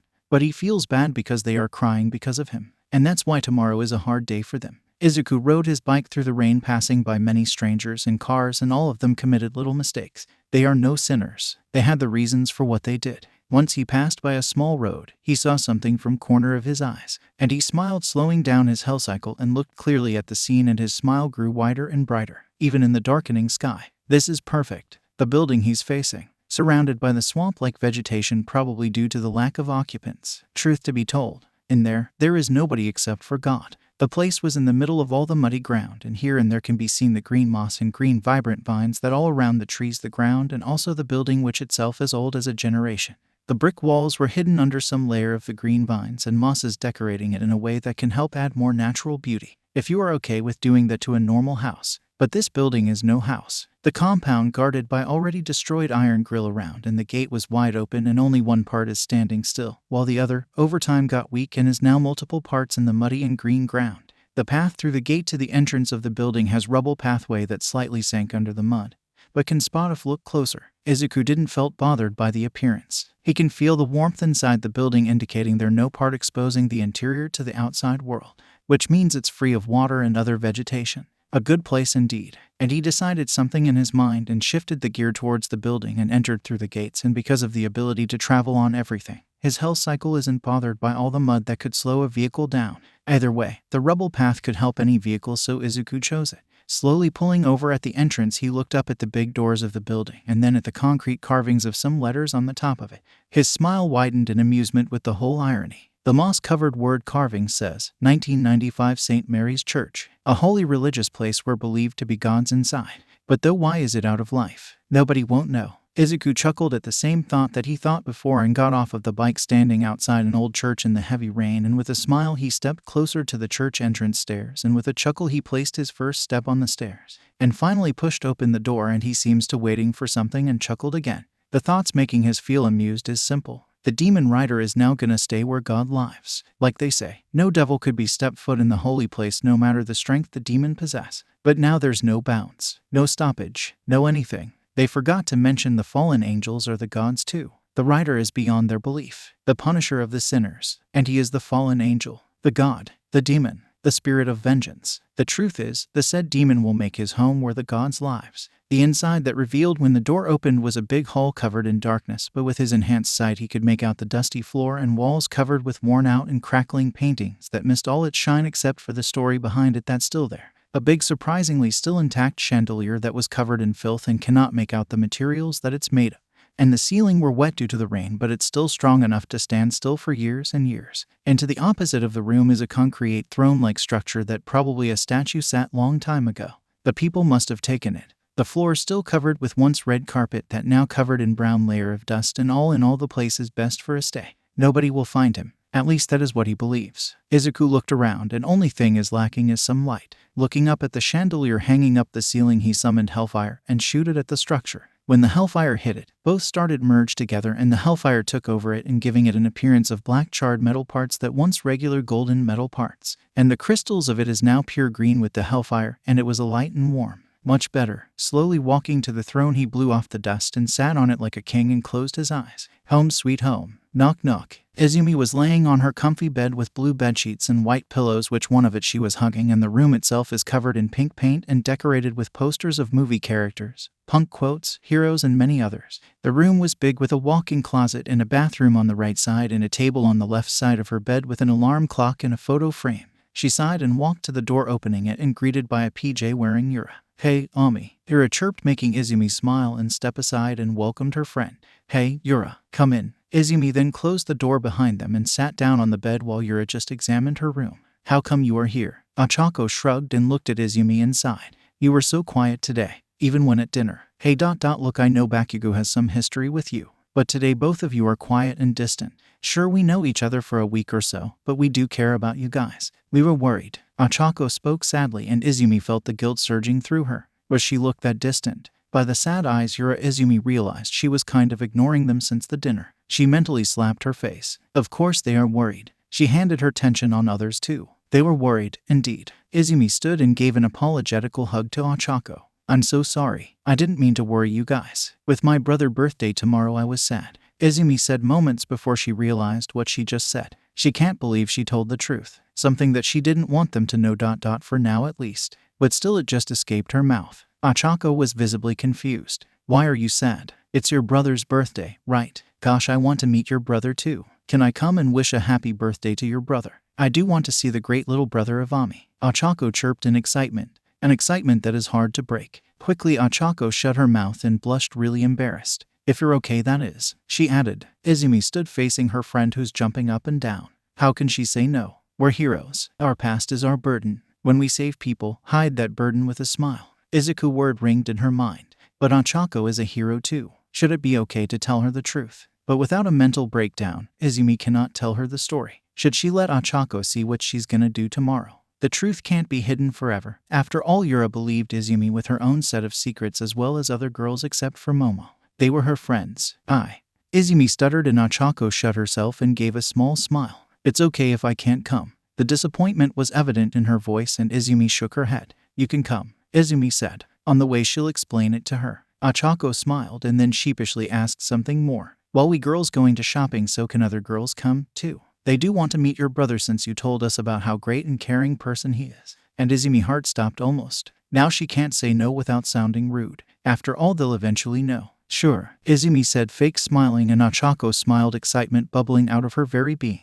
Hey, is this him? Ochako asked, picking up the photo frame on the table. In it, Ochako saw a middle schooler Izumi and a green broccoli-like haired boy on a beach, both sitting down, hands each other's shoulder and smiling widely at the camera. Izumi refused to tear up the though. She can't cry now. Yes, you two look so identical. Like twins, Ochako pointed out. Izumi told she had a little brother, not a twin little brother. Because we are twins, Izumi said, smiling. But why isn't he here, if he's our age? She asked, and Izumi felt the pain in her heart. He's quirkless, she replied, and Ochako looked a bit sad. The boy who a great and strong person. The boy gave his big twin sister hope and purpose. Is quirkless, is like he's making her dreams come true while forgetting his own. But in the end, Izumi's little brother is someone that Ami could rely on. Ochako thought. The girl band woke up early in the morning that day. In their minds, not only the shopping today is exciting them, but also a birthday of certain someone who they are about to meet. Sure enough, Izumi isn't one so excited about. This the first birthday that's gonna end without the birthday boy, without a party. So Izumi decided last night to tell the girls don't buy gifts yet. Sure, Izumi once considered to buy something Izuku always wanted. But in the end, what's the point buying a gift anyways? She took a shower, but that nervousness and sadness in her didn't cease to stop. Uraraka messaged her a few minutes ago and said they have the permission to go shopping and later they go to the party. But Izumi was afraid of what would they think. Will they forgive her for not telling them the truth? Will they think she was having fun with them? Will they understand her situations? But Izumi will ask for forgiveness even if they understands her. After all, she never said the truth and they are all hyped up. She's felt bad knowing they'll feel bad and disappointed. She could at least beg them for forgiveness or won't speak to them ever again if they ask her to. Izumi changed into a white shirt and black knee-length skirt and white socks and black shoes. Then checked the clock to see they have more than 2 hours left to leave. She'll take them first to the shopping and then to the place where she's going. If the opposite happened, while shopping nobody won't enjoy it the slightest. At least they'll be happy that way. I will apologize and make up to what I did. Izumi nodded at her thoughts. She really wished she didn't have opened her mouth yesterday. She wouldn't have ended up in this situation. Izumi grabbed her purple and black side bag and exited her room after making sure she got her money. Can't let Momo do the paying. She insisted that yesterday, but neither of the girls aren't willing at first but gave in after seeing how happy Momo looked when she was talking about buying them some extra things to fill up their closet. She was earlier than other girls and climbed into the elevator and punched the first floor button. She always a bit aggressive towards the public stuff. They don't work the way she wants to, so she forced it upon them. When the sliding door opened, she was greeted by the sight of Kirishima and Shiro playing video games on the TV while aggressively pressing and turning the joysticks of the two black controllers, which already looks like about squashed by them. And Izumi's mouth opened wide as she looks at them in utter disbelief. It's only the early morning. How come they're already up and playing games? Weren't they slept at all? She sighed, letting them there, and walked towards her favorite part of the building, the kitchen. She planned for some omelet or cereal. Not her favorite, but still in the top 10 spot in her list. However, when entering the kitchen, she wasn't the first one there. Her anger raised at the sight of the bastard at the sink gulping down the contents in his glass. He was wearing black PJs and was sweating and breathing and coughing while drinking water as if he saw a ghost or something. Maybe he did. A certain ghost he's now afraid of. Afraid to lose the owner of the ghost again. To wash away his guilty hands that can't be cleaned no matter how much he rub with the hope. The hope is long gone. It's only the suffering of the aftermath. Especially today is the day he'll have nightmares if he knows the date, and he already knows it and already had the nightmare. Now his old self is haunting him. That's his own fault. Guess the angry Pomeranian is having the worst of it. But he knows he cannot change the wrongdoings of his past self. Not like he changed slightest. He never will let go of that egoistic pride of his. Until he changes himself, the nightmares won't stop. I think you're not in the mood today, Kaken. She didn't hold back. Katsuki never did hold back his tongue before, then why should she hold herself back? Even though her heart is aching with all what's happening, she didn't care for it when dealing with this asshole. The boy flinched and dropped the grass, shattering it, and he jumped and faced her with wide, teary eyes. Serves right. Izumi seen Izuku gives the same reaction when Katsuki sneaked up on the broccoli-haired teen, and seeing his current state, a small big of satisfaction entered her heart. He deserves worse than this. She learned her lessons the day her little brother passed away, but now it's Katsuki's turn.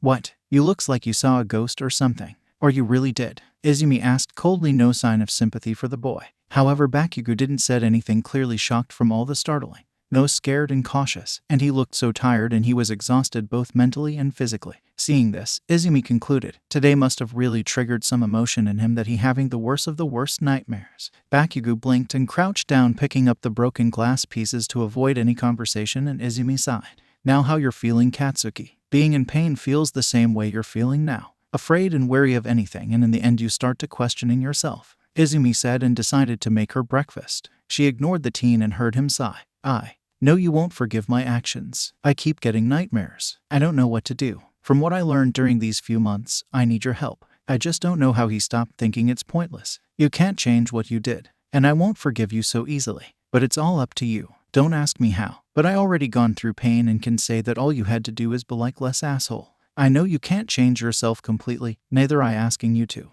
You just has to learn how to hold back and when to say the things you say. If you try to change yourself completely, then the end result is that you won't be you anymore. Go ask your mother's help. She understands you better than I do, Izumi said calmly. She hold back, that's all. She can't do the same mistake Bakugo did. She heard the footsteps leaving and thought she heard a small thank you. Bakugo never-ending pride won't let him say out loud some words that's good. That's more Bakugo-like. The girl gang already at the mall by the time they realized it. They are here. During some fun talk. They didn't cared about time, so yeah, they didn't even knew. The mall is a one that is a festival. Many small shops. Their owners, countless customers, and many more can be seen wherever you look. It's like, if one person leaves the mall, 100 more will come. That's how you can compare it to the crowds gathered around. Well, in reality, at the time of this year, in the mall they do many offers and discounts that draws the attention of anyone. After all, who wouldn't want to miss the offers? Clearly not Ashido and Toru. Both females gone wild like hounds out of the cage once in a century. They basically dragged every girls here and there and pick up random accessories and dresses they come across. During the span of 30 minutes, Mina somehow had visual on an ice cream parlor. Momo smiled wide and she did her part of dragging to one of the tables and ordered all of them some multi-flavored and big cup of ice cream. And seeing their enthusiasm, Izumi felt guilt that rising up in her heart. She could only wish them being this happy after they figure out the truth. She wants them happy, but all she could do is pray for God to don't let the truth affects them. She blamed herself for what's happening. If it wasn't for she told stories about Izuku, if she didn't have accidentally told Yura about Izu's birthday, if it wasn't for her hesitant to tell the truth, maybe this would have happened. They won't be upset when they got where they are going. It's all her fault. She told herself that and she believes it. But honestly, she couldn't tell the truth is in fear that going through the old memories may bring back her anxiety attack she dealt with after a week of his funeral. She could only think of it. Telling it to her friends and watching their pity or whatever reaction they give may set her into a panic attack. That's why she could only watch as the truth unfolded before them. Gladly the girls did not quite catch her mood swings except Yura. who gave Izumi a questioning look. Izumi just shrugged and smiled with Chirobot. So Ami, what you think of the new vigilante? Mina butted in and others looked at Izumi, who blinked and held her calm composure. If she asked something stupid, they would know she wasn't paying attention. Why ask? Izumi questioned, taking a spoon of her ice cream that halfway emptied just like others. Mina already ordered another round, which was surprising. Momo had a wide smile on her face because they are happy with her small treat, which cannot consider as small. Well, we think whoever they are is quite strong, and what do you think? Well, they are dangerous enough that our school built dormitories for our safety. What do you think? Mina asked in her usual happy tone. Like I've seen you don't give much attention to the topic, Jiro added, and Izumi looked at them wide-eyed. What she thinks of the vigilante? Why are they even talking about it even in the first place? Is there really even a vigilante? I don't know what to think about it, Izumi said. Other looked at her in disbelief. Of course there is. You didn't heard about the coast facility disaster that happened 2 days ago? Momo asked, shocked. What? Izumi asked, showing her confusion. Iraraka is the first one to realize something. Oh yeah, Ami, you were late to come to living room last night, Ira reminded everyone, and their face changed to that of a realization. I forgot, the girls said in their own unique way. What's that had to do with anything? Izumi asked. Well, there was this news, Mina said, typing and clicking on her phone and showing it to Izumi, who held it and saw it was a video. Watch it. You did miss quite something, Mina said, clicking the play button for Izumi. The clip was 2 minutes long with some shocking sights and reports. Izumi saw the censored burnt corpse, destroyed building, people who gone missing few months or so, and heard the report. Short interviews with the kidnapped people, and Izumi heard them say about the vigilante, and the video showed all the evidence of the said vigilante presence and how they saved them. The kidnapped people referred the vigilante as a he. Then he said about the vigilante appearance. Black outfit, white hair and green eyes. They don't know his name or who or where he came from. They thought he was a hero and learned that he's a most wanted vigilante when police told them about it. Mina took her phone back and looked Izumi. See, there is this vigilante exist. We couldn't believe it too, though, she said, and Izumi could only nod. She thought it was all fake. But the victims said they saw him. And it's true. Who knows? And I overheard Principal Nezu this morning when I was going to ask permission, Momo said, and other looked at her, making her blush in embarrassment.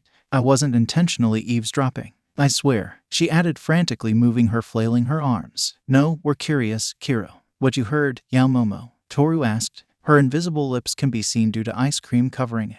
That look, it must be something important, I presume. Mina butted in, and Jiro supported the pink-skinned girl by nodding. Well, the conversation I heard weren't clear, however. But as far as I could hear them, Principal Nezu is one of the people investigating on the vigilante. Mr. Aizawa is also searching for the clues or find the man entirely. But they said something like, getting closer, or was hands reach, Momo said, and Sue nodded. They're unsuccessful finding out who's this vigilante is, right? Kiro, she put 2 and 2 together, the hint earning a nod from Momo. That sounds right, I guess. Maybe they are getting closer to finding out, Momo replied. I think they'll catch up to the man. You know Mr. Aizawa is the Eraserhead. Nothing escapes his eyes, I heard, Jiro said, and others nodded. Izumi already forgot her worries. For a few minutes, that is. She is a fire user too, and the vigilante is seemed to possess a fire-related quirk by the looks of the disaster. Though it's a massacre, a proper word that should use. Izumi deeply saw the damage done by the fire quirk of the vigilante, and she's now started to make an interest in the vigilante.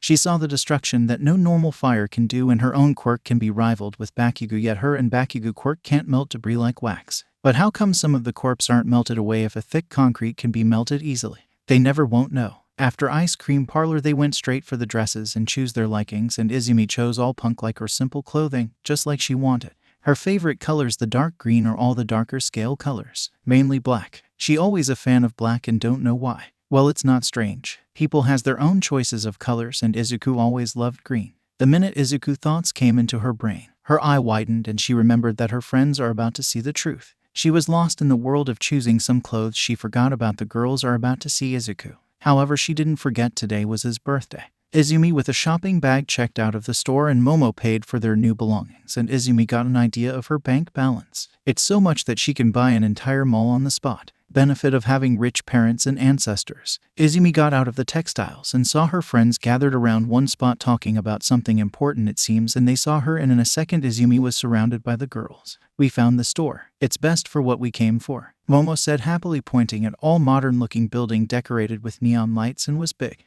What store? Izumi wondered as the girls almost dragged her to the building, and inside she saw a beautiful lady cashier who welcomed them, and Momo got close to the woman and asked something, and the woman pointed at stairs. What's going on? She aimlessly followed them, and when she and others got there, Heart skipped a beat to see and led Board to the side of the stairs. It said gift section. Of course they're buying gifts today. For what, you ask? Well, it's Izumi Midori, a little brother Izuku birthday. But she told them don't buy anything. Well, basically she accidentally added not now in the end, so they must have planning to buy something while they're on shopping. Izumi blamed herself again. Can't she do anything right? What gift we should get? Mina and Juru said in unison. Whatever a boy our age loves. Toru chirped. Choose specifically. Momo said, and Yura nodded, agreeing. Izumi is in a trance now. She calmed her breath before it quickened. Can't have having a panic attack in such a situation. Guys, action figures, Mina suggested. Dresses or something. Momo said, making others sweat drop. We're gifting a boy, Momo. Achako reminded the creation girl, who blushed in embarrassment.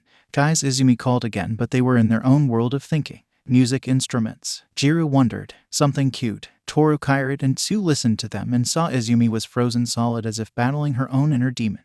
Izumi knows her brother. Ask her, Kiro. Tsu suggested. Probably didn't have noticed something was wrong with Izumi. The girls got silent and looked at Izumi, who was staring at them, and snapped out of her inner battles as they looked at her. Gifts aren't that meaningful here, so she have to come up with something else. Do your twin brother loves anything specific, Ami? Tell us. You're a question. They looked at her expectantly, obviously for an answer. Man, she can't just tell them not to buy anything. That's end up sounding rude. But then something white caught Izumi's eyes and she nodded at them. This gift is perfect for now. After all, that white something is Izuku always loved to see. He also gifted some of it on her birthdays too. Nothing specific. For now these would be perfect. He loves them, Izumi said, walking to a section full gardening stuffs and pointed at the white roses. White rose are Izuku's favorite flower. Now this is the only logical gift they could buy for him. Others looked at her and then to the flowers. You sure? Momo frowned. She was hoping to buy something huge that'll make the boy happy. Our rose is enough. It's his birthday, right? Shouldn't we buy something more than just flowers? Jiro questioned. Izuku loved white roses. Always did. It's more than enough. So that's your brother name, Yura said. Just like Izumi. Izuku and Izumi, like twins, Mina said, thinking about it. Because they are, Yura said, and exchanged small talks and complimenting both names. Izumi tried to convince them, but they kept arguing until Momo said okay under one condition. And that condition is what they carrying as walking to where Izuku is. And the condition was they'll each gift a big bundle that twice the size of a bouquet on each girl hands to Izuku. Only Izumi knows her brother can't accept the gift open-handedly. They have to place them on top of him. As they were walking towards the place only Izumi knows, and they ran into a familiar face as they did so. Bakugo, all of them including Izumi, shouted, seeing the boy, who already have his own set of small white rose bouquet in his right arm. The boy flinched and looked at them. He was wearing all black, a black jeans and shirt. It was normal him wearing all black, but didn't know the importance of it. So he remembers. Izumi thought, seeing white roses. Where are you going to? Mina asked, and Bakugo looks at Izumi, who was sad, and the girls were happy. Bakugo knew Izumi is going to visit Izuku, but didn't know the other girls too are coming. Seeing the girl happy look, Bakugo realized they aren't aware of anything. It's Izumi's decision, so he'll go with that. He's going to the same place. Izumi spoke and others looked at her. Bakugo didn't speak anything, which was weird. They noticed both Bakugo and Izumi looked upset. They shrugged off, thinking it was because of their history. Well, they had some history. Some unpleasant ones. Wow, come on. We shouldn't be more late. Your brother may be waiting for you, Izumi. But he got a big surprise coming. He's gonna have new friends today. Mina cheered, and Izumi tried her hardest to hold back tears. He'd love to, but it's too late now. Throughout their walk, Bakugo and Izumi were both quiet, and other girls tried to cheer them up. Izumi faked a smile and Bakugo did his signature scoff, without much annoyance in it, and the girls bought it. 2 minutes later, the group entered a church compound and the girls looked around confused. Maybe Izuku is praying or something. It's his birthday after all. Izumi could not face them and hung her head low as they looked at her. And then, like a twist in the big movie, rather entering through the big door, Bakugo and Izumi turned right and headed towards another small gate that leads to the graveyard. The girls thought Izuku may be paying respect for a lost family member, but they couldn't realize the truth and looked around for a boy around their age. There aren't none except for the tombstones of countless resting ones, and at distance they saw a chubby woman wearing dark dress and had the same white rose bouquet in her arms, with 2 couples holding the same flowers and wore the dark themed clothes, and they looked so much like Bakugo, especially the woman. They were facing a tombstone, and the girls looked at each other, slightly worried to find no boy similar to their age, and they looked at Ami, who has her face behind her hair, and Bakugo was emotionless. And the truth unfolded as they got near the people, and the girls read the name carved on the marble tombstone. It read, Izuku Midoriya, a great son, brother and friend. Your pure soul may rest in peace. And just like that, the tears Izumi Midoriya was holding poured down her cheeks, and she sobbed just like the way she did at the funeral. If you know Izumi since childhood, then this sight is enough to break you into tears. Like, she's one of the most toughest and bravest girl around, and watching her cry is tough to watch. Bakugo hung his head low. He doesn't deserve to cry, unless he make up for his mistakes. Not by changing his characteristics, by becoming the #1 hero that he promised to Izuku when they were small. Izumi and Izuku promised at the time they just met. And the white roses are special because they promised in middle of the hordes of them under the bridge. Uraraka was the first to read the tombstone. Izuku Midoriya, the little brother of Izumi. The same brother Izumi claimed to be the best brother in the world. The one who helped his big sister out when she didn't have a dream to live up to. The same little brother who hid all his sadness just to see his sister smile. The little brother who never hated his sister when she hurted him. The strongest, quirkless boy who never gave up on his sister even after she given up on him. The little brother who brings smile to those he loved and smiled bright in the worst situations and gave his family hope. He's not here with them anymore, leaving the loved ones behind who still isn't had enough of seeing the sun rivaling smile. They can't see him smile anymore. The angel is now fallen. The happiness and excitement faded away, and Ochako stood there frozen. She wanted to see the best brother of Izumi Midoriya, wanted to speak and introduce herself, and wanted to see the smile Izumi once said is the best thing that could cure the depression. She planned a lot in her with the teary eyes. Izumi fell on her knees facing the girls. I'm sorry, I should have told the truth, Izumi said between her sobs, making the girls tear up as well. Izuku's death was shocking and sad. At the same time, their best friend literally on her knees begging for forgiveness for some reason they don't understand. Now Uraraka knows why Izumi looked a bit sad speaking of her brother, why she was crying yesterday, and why she was hesitant to let them come with her to greet Izuku, and why she insisted on just buying flowers as gifts. It all made sense now. And now the girls are sadly looking down at their friend whom mother helped onto her feet. The woman was also crying, as well as the Bakugo family. They really did lost someone dearest, someone that was a sunshine in the darkness and faded away, giving them everything he got. It should have told the truth ... but ... before Izumi could finish, all the girls enveloped her into a warm hug. She was expecting them to do something else. Please don't say it. After all, we forced you to let us come with you. We could understand, Uraraka said, and the other girls cooed and comforted their crying best friend. Izumi was thankful they understood her situation, and she glad she met them. She's so lucky. After that, everyone calmed down and paid their respect while eyes closed, praying for his soul and eternal peace. All of them was silent but less sad because of the memories of Izuku. After all, he never did anything to make them cry aside from his death, and all of them stood there watching the unmoving tombstone and the name on it. As they standing in silence, they heard metal clashing into the pavement as if its footsteps which getting closer and closer to them. The presence of whoever is provided a comforting warmth in them that their sadness lessen. Turning around, they save a figure covered in all black leather outfit with hood covering the person identity and green metallic spikes on his jacket, shoulders, and boots which has a metal underside that made the continuous sound as he walked towards them. They look at the figure up and down, trying to figure out who man is, but neither of them knew who they was. The figure came to a stop at the head of Izuku tombstone and looked at it for a minute. Excuse me, mister, but are you sure you don't come here by mistake? Mitsuki questioned at the figure who glowing green eyes looked her. I'm in the right place, he replied, and due to his sound was a bit heavy, they won't pinpoint it that quickly. Who are you, mister? Do we know you? Inko asked cautiously, even after feeling safe around the figure. The figure didn't reply and summoned something glowing green in his hand that was so beautiful. A white flower that looked outworldly by the hellfire, beautifully dancing around its nice smooth white texture. And the flower was so captivating that others stared at it in awe. The figure placed the flower on top of the tombstone, and then the entire marbled grave glowed a bright green, and others looked at it, cannot even speak a single word. The sight was elegant, and when the light died down, instead of a single fiery flower, there is a whole vine and many same white flowers without the fire, decorated the tombstone so beautifully, and the words engraved were visible, and the flowers are something unlike they saw before. Then without a word the figure walked away. Wait, who are you? What you just do now? Mina asked for everyone, and the figure stopped and looked at them over his shoulder and smiled even if they can't see it.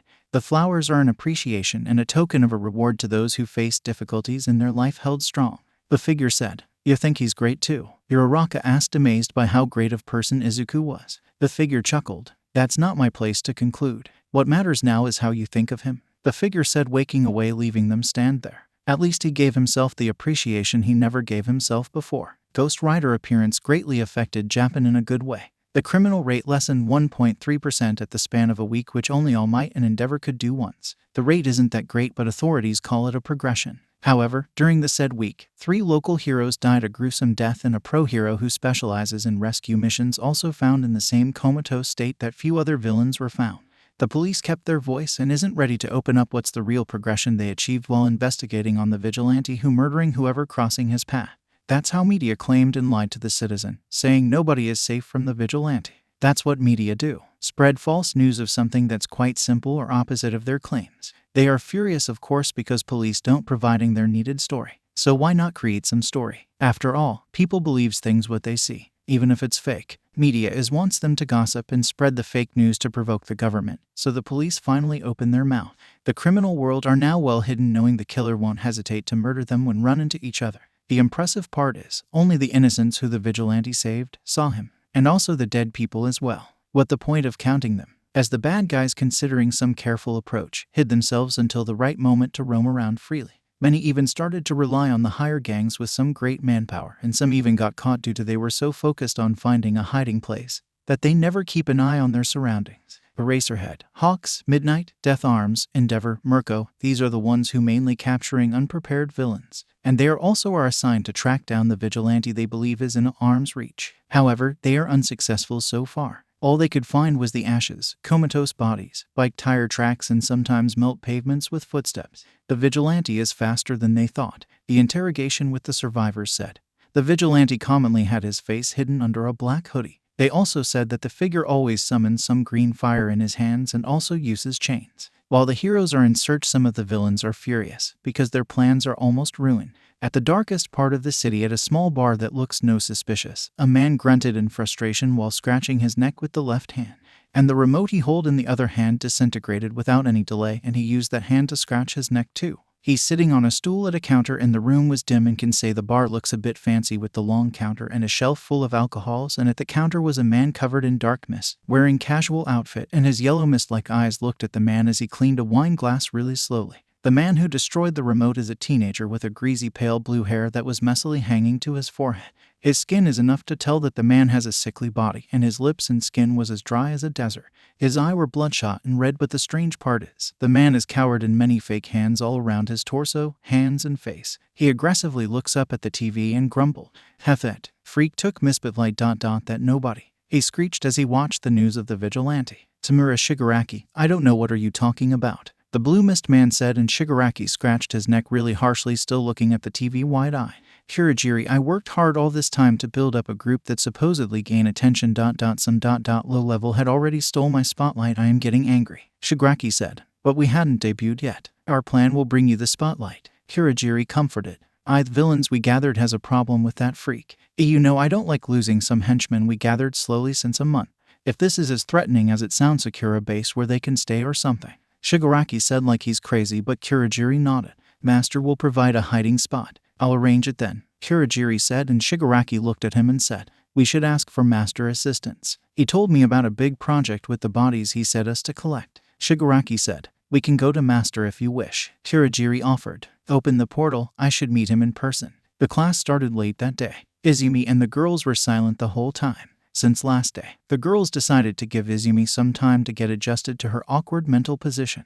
The girls felt bad. They kinda pushed Izumi to say yes to take them to Izuku. They felt bad when Izumi looked at them apologetically and guiltily. She might have thought that they'll hate her for not telling the truth, because they knows that losing the loved ones and then talking about them is so hard for them, and they told her she was right. They heard Izumi mother say she may have a panic attack if she's feeling something so emotionally painful things, especially when talking about Izuku. The class was chit-chatting, and they didn't even realize that a yellow caterpillar slithering into the classroom that only the girls noticed. They sweat dropped seeing the caterpillar. "Quiet down already. I'm tired." Mr. Aizawa wiggled out the sleeping bag. "Silence everyone. Girls are the only one noticed me. If you become a hero, this act will end up horribly," Aizawa said, and the students nodded. The girls noticed that their sensei is having a negative effect doing all the hero works on top his vigilante investigation.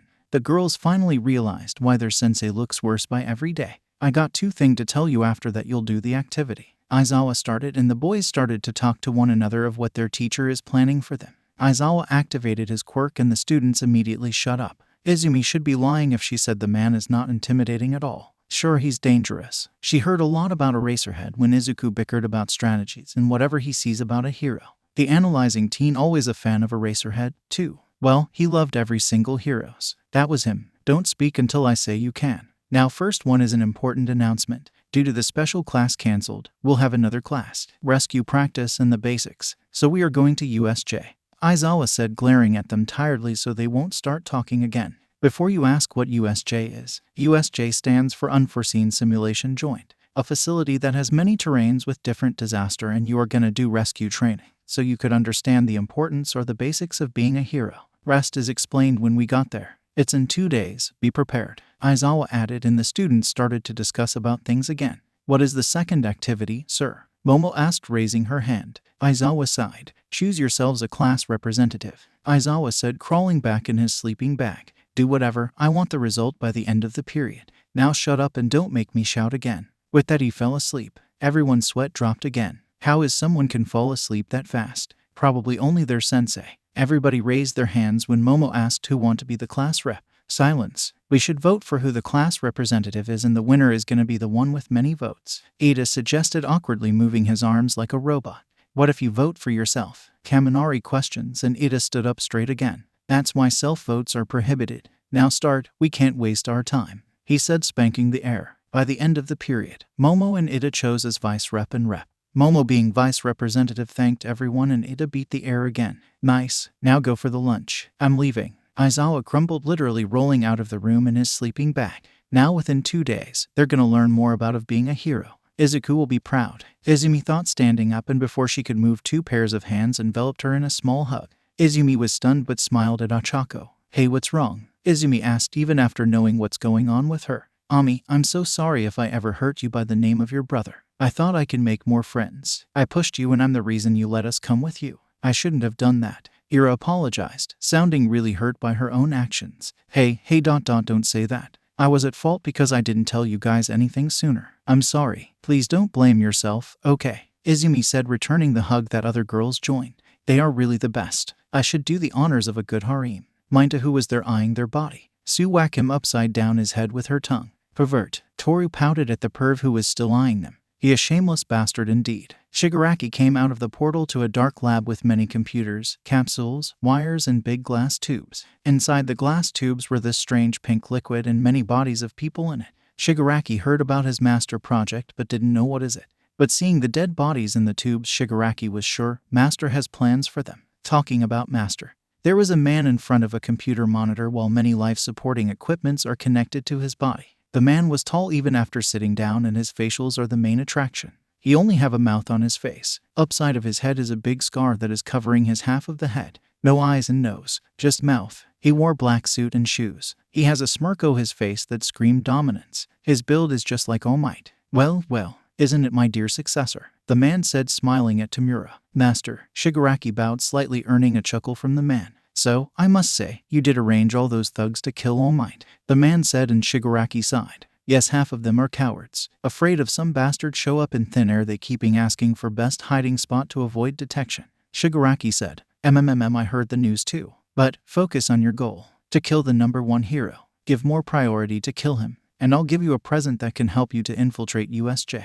USJ? Shigaraki asked. Well, I am sure you don't have a clue what's going on with All Might. One of our men informed us that he's UA teacher now. That information surprised Shigaraki. The #1 is a school teacher and also a hero at same time. That's unexpected to say the least. And I heard that All Might will be at USJ, a training center with his bellowed students. Kill whoever that hurts his pride. Live up to your dreams, my successor, the big man said. But I heavily doubt some whimpering low levels could beat All Might. I now think those thugs are really just waste of time. Shigaraki said. That's where your present comes in. The man laughed, earning a confused glare from Shigaraki. The man stood up from his seat shakily and slowly walked towards them. The man then pointed at the corpse in the glass tube, and Shigaraki saw their brains are exposed. These are our test subjects, and we have 2 of the strongest ones here. Abe, a former underground hero. The man pointed at a pale man. And Wildlander, a mercenary who most wanted. What about them? Shigaraki asked, eyeing the 2 dead bodies. Well, my current project is called Project Namu,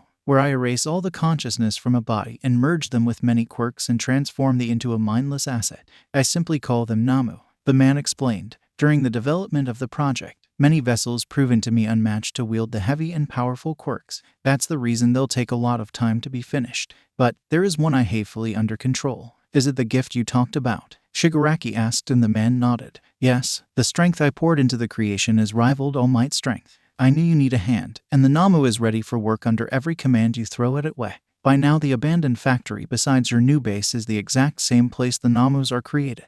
I warp them in and out of the base when time comes, the man said, and Shigaraki has this wicked smile that returned by the man. Now it's All Might end. But this freak of vigilante Nobita just stealing all the spotlights. I will crush whoever he is, master, Shigaraki said, psychotic venom dripping from each words. Everything for you, Tamura. Even the payback if you want so bad. You'll capture him, but do not waste the perfect opportunity to end the society hope. Let's kill All Might. Hello, ma'am. As you know, I'm a detective, Naomasa Tsukachi. I'll be the one asking you a few questions. Will you answer them truthfully? Tsukachi asked, sitting next to a hospital bed with a woman laying on it.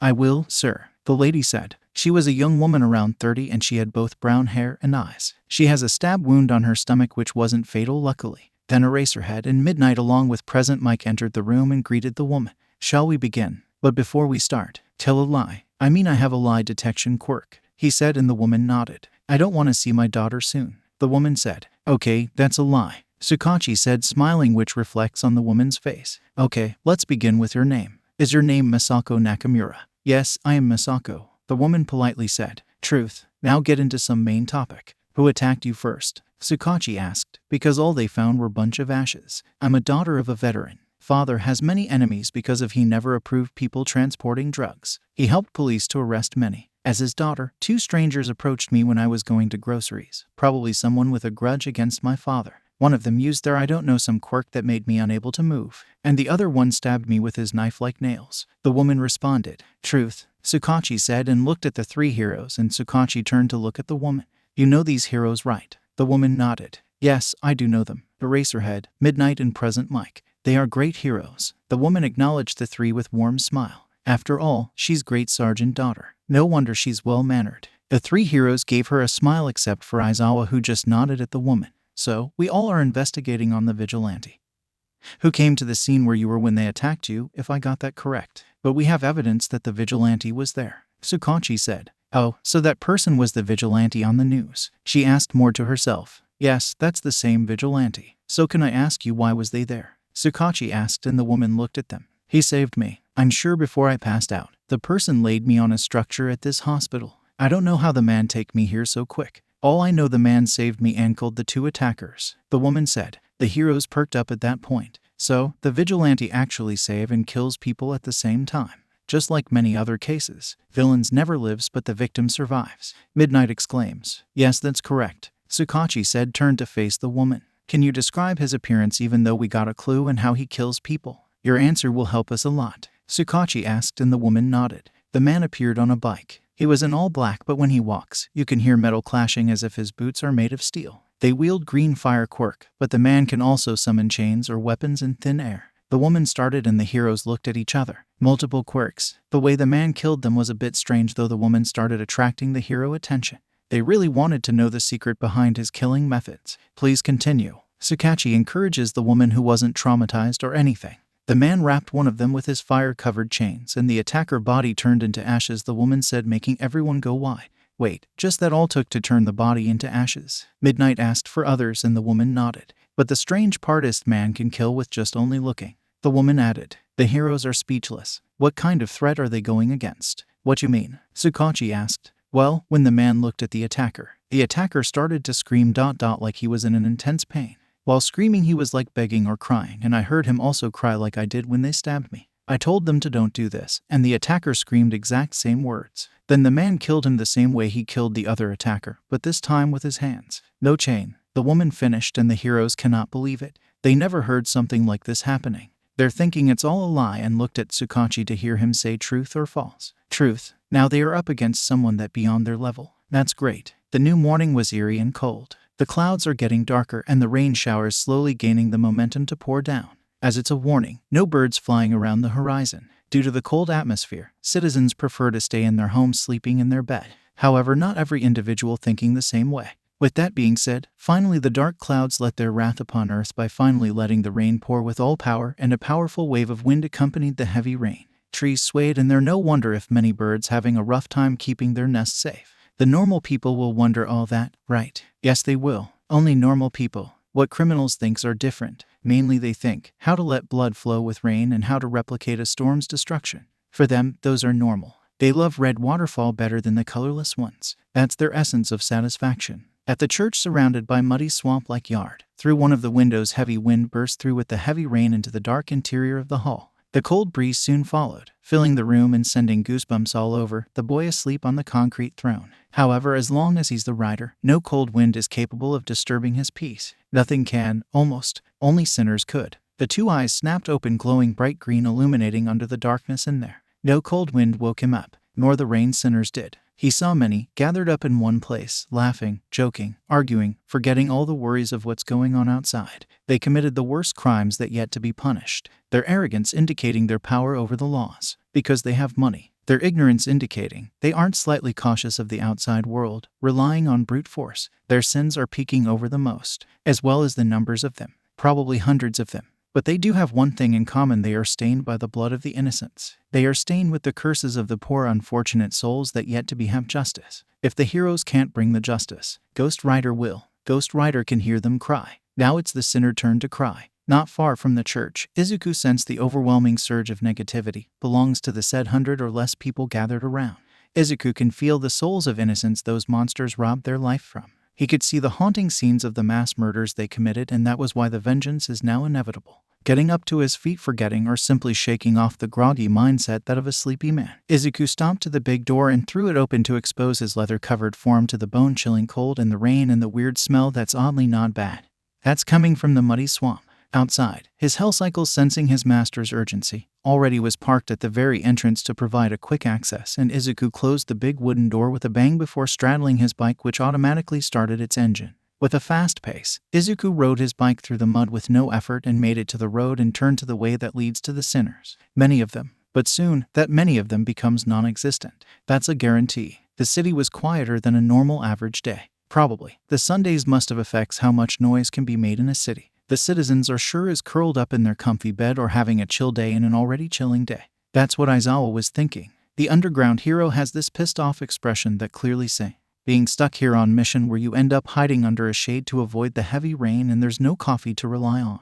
These times are the toughest for the underground hero. Times that he feels so weak and upset because nothing is going how he wants them to go. Coffee, sleep. Those two thoughts was rolling in his head, leaving with an annoying headache. What's with that look, Eraser? Midnight, who was calm and collected, waiting for possible clue of anything. Criminal act, villain rampage, or even the vigilante they are assigned to look for. So far with all what's going on, Midnight, Eraserhead and Present Mike are acting as a team in order to secure or cover more ground when time comes. If that even comes. Shota can be grumpy if he misses his coffee machine. He loves them more than his dearie, Present Mike said playfully, earning a huff from Eraserhead. Without his coffee, he'd give away his emotions without thinking. That's how addicted he is to a cup of coffee. Well, he prefer a single cup and many shots. That big ol' Eraser, huh? Midnight chuckled, seeing both her best friends exchanging some small talks and jokes. They were waiting at a rooftop so they could hear or see what's going on below, and since they are trapped in the rain, it's like with a stone and two birds at one shot. Both things happening smoothly well if you cut the freezing cold.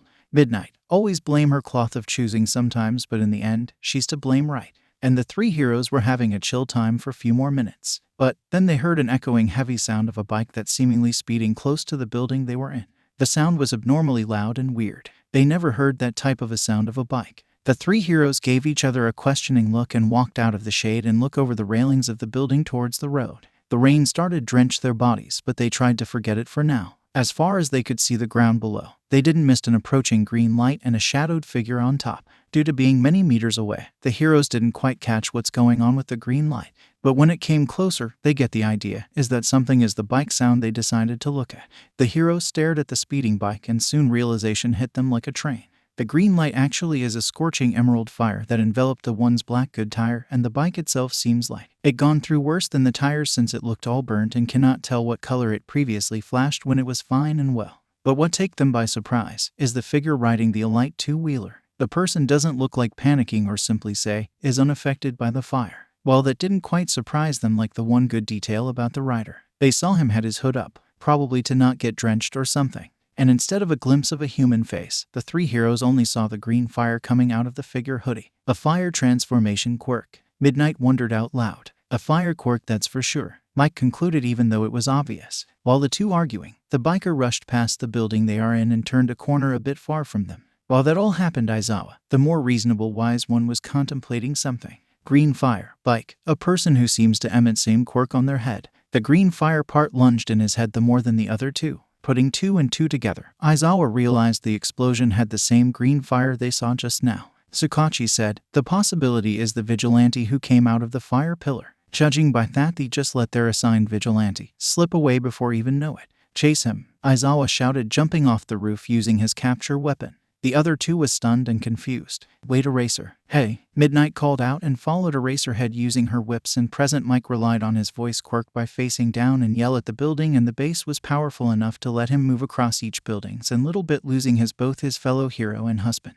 They already was a bit ahead of Mike by few meters gap. However, he maintained his balance and concentration steady. Eraserhead was on lead, knowing exactly where to go next, because the burning bike led a black few centimeter deep tire line on the road that basically leading them to the biker. Eraserhead already wore his goggles. If the figure is planning a sneak attack or lure them into a trap, he'll be ready. Prepare or be sorry. That's what his whole career experience taught him. He carefully inspected the correct coordination, as well as his surroundings, and also keeping his eye on his teammates. Both of them are few feet away from their cat-like friend, who was moving flawlessly without much effort. "Eraser, wait. Tell us what happened, or where are we going?" Midnight shouted from behind, trying her best to keep her breath calm so her lung won't burn. "Yeah, what?" Mike screamed, accidentally activating his quirk for no other reason. "That green fire. Think about it, who that belongs to," Eraserhead shouted back. Midnight was the first to realize that, and followed by Mike, and both had their eye wide. They didn't even realize it, which was shameful, due to how easily one can pinpoint the two similarities of both the vigilante and green fire. They even witnessed the green fire pillar, though Midnight could only mumble. As their path progressing,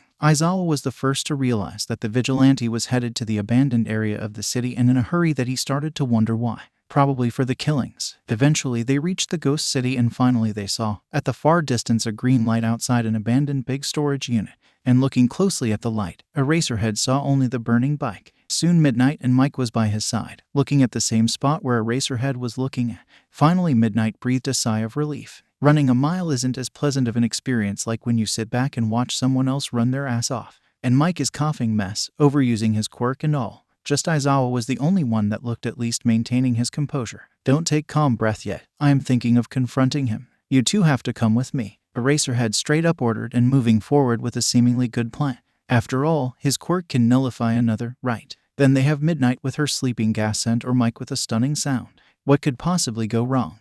As the rain raging outside of their new hiding base, the villain were having a great time. Few of them are snoring peacefully, while the rest doing whatever they do on free time. They are all having their good time, and many of them formed alliance that may useful in future, and little did they know, there's no future. If they see another morning, thank the miracle that helped them, since they cut between a hiding place and outside world. They didn't know of the possibility of heroes or some random locals finding them. They was promised to be safe here, out of all the civilization. In the ghost city, nobody except their new boss knew of the exact location of their whereabouts. After all, the man himself came out through a dark purple misty portable and delivered their mission info and necessities last night, and even gave God-forsaken for long speech of his hollow ideals that the villain didn't care much. They only had their eyes on the money they'll get. Simple life. Follow the man and get their paycheck, only to scoot before they even know it. Every single one present here had those traitorous aura that can come as a real threat if no one beforehand sense it. After all, they all had somewhat same mindset, and because of that, it's sometimes hard to trick one, or sometimes it's easier. They sat around the floor on top of some rug they were provided, and they sat there dreaming of the possible things they could do with the money they are about to receive. However, outside they heard a loud sound, and it stopped immediately as it came. "What's that?" few of the guys questioned in unison, while some didn't even pay attention. "Who gives a damn?" one of them replied, sounding bored. "It's nothing." "Shut up, you'll," came various comments with different attitudes and accents. As they were bickering, the big two-sliding door leads to the storage unit busted open, with the doors bending to inside due to the heavy impact put on it.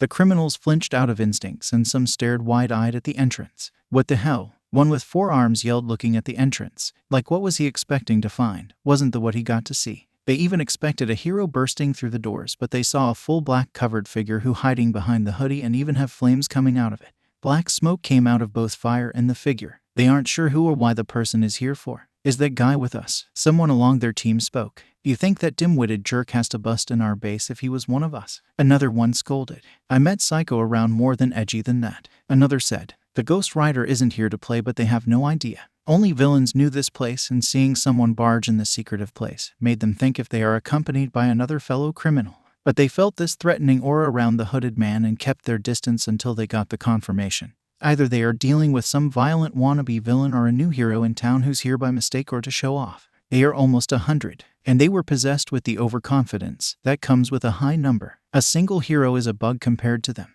However, Ghost Rider is no hero, at least not the one they are used to. Ghost Rider slowly observed the less threatened foes, and he focused on what the souls of their victims has to say. They only saying one thing: vengeance. That was Go sign, which Ghost Rider gladly took. By moving forward in a slow phase, black smoke immediately increases in quantity, and the green flames coming from his hoodie burnt brighter. The heavy metal click of his boots melted the concrete as he moved forward, lessening their distance slowly. Hey, calm down you. Say you're our man and we'll go slowly on ya. A short villain with gun barrel-like fingers sneers, sensing a possible action coming. They all scoffed at the burning figure and leave it to their short friend. But the figure never stopped his slow walk, and they looked at each other and smirked. Hey, Gunhead.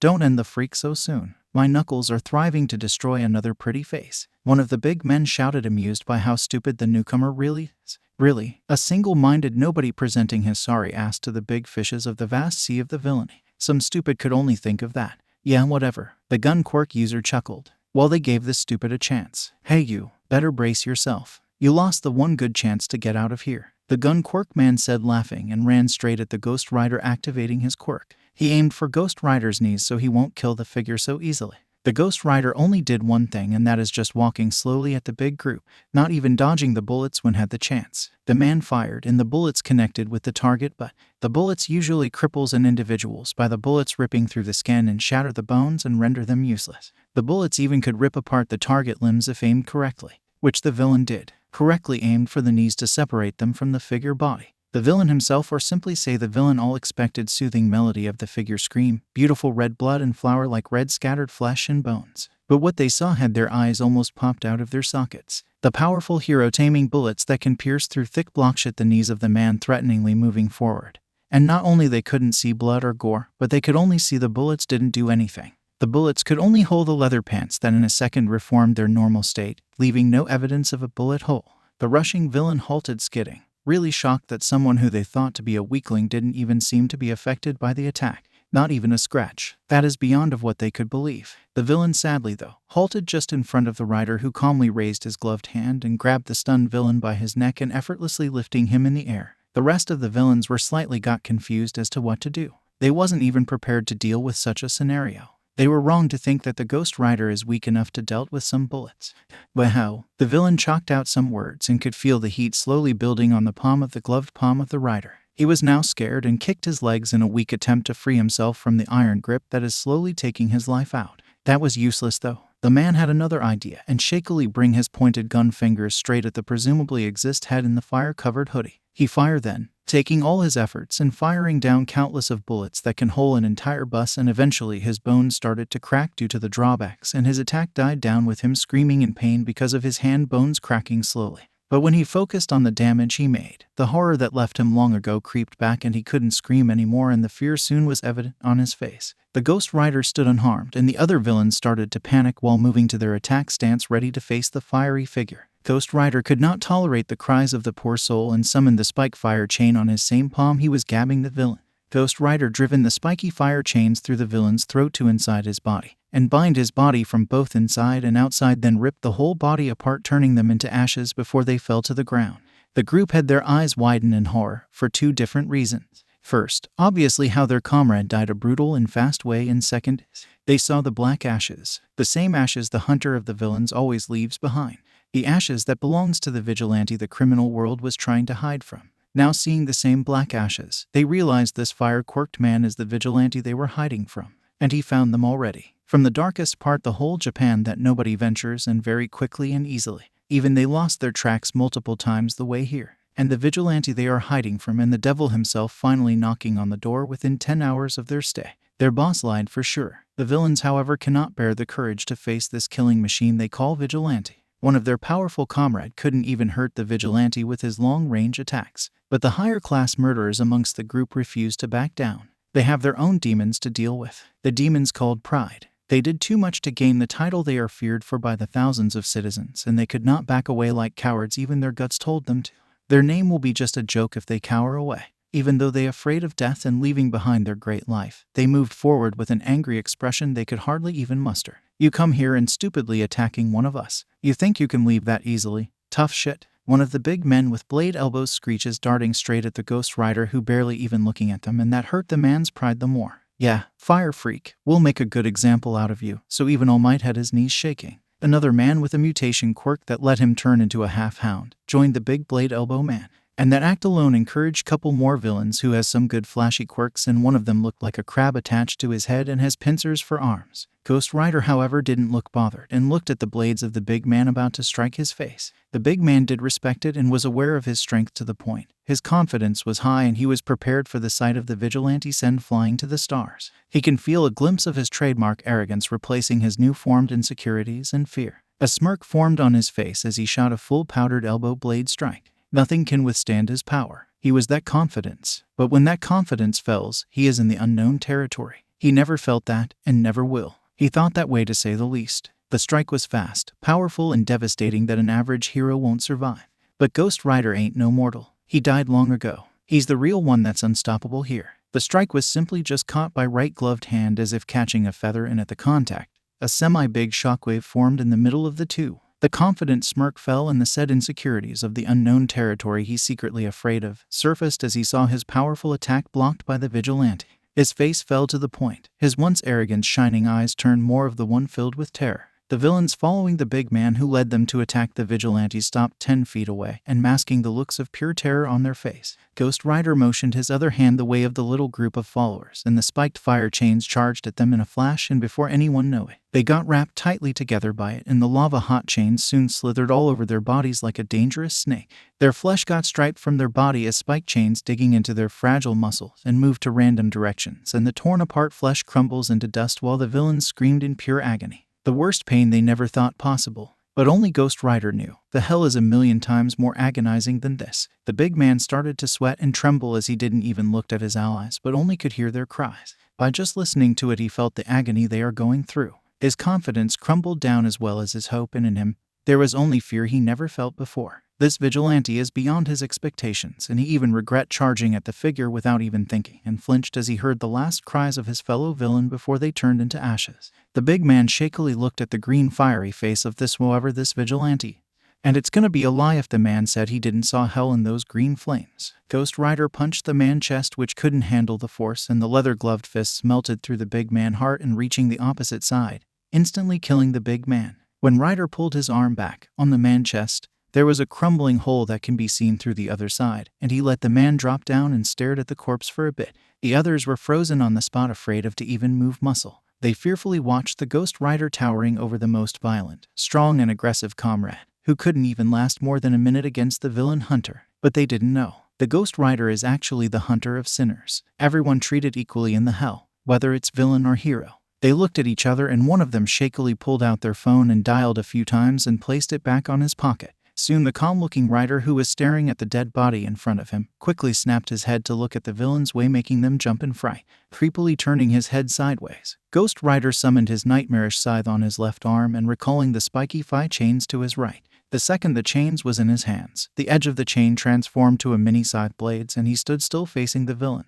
But before they even could think why their attacker moving, the Rider was in front of the group so fast and grabbed almost 6 or 7 villains with the spike chain, which killed one immediately due to struck by the fire blade on its edge, and the Rider swiftly strike other few with his scythe, making just ashes, and tugged at the chain and tearing apart the villains that wrapped by it, killing them as well. The remaining group ran to the further end of the storage, while some used their quirks on the Rider only to get slaughtered almost immediately, and the few running behind the group got killed, and some who got struck by the spike chain. The group consists of almost 50 villains got ahead of the other 20 or so people, and the said 20 people group suddenly got stopped by a green fire wall in front of them and then all around them, caging their helpless body between the scorching beautiful flames. "Use your quirk, damn it," one of them cried, a fish mutant who was already gasping and was feeling extremely dehydrated.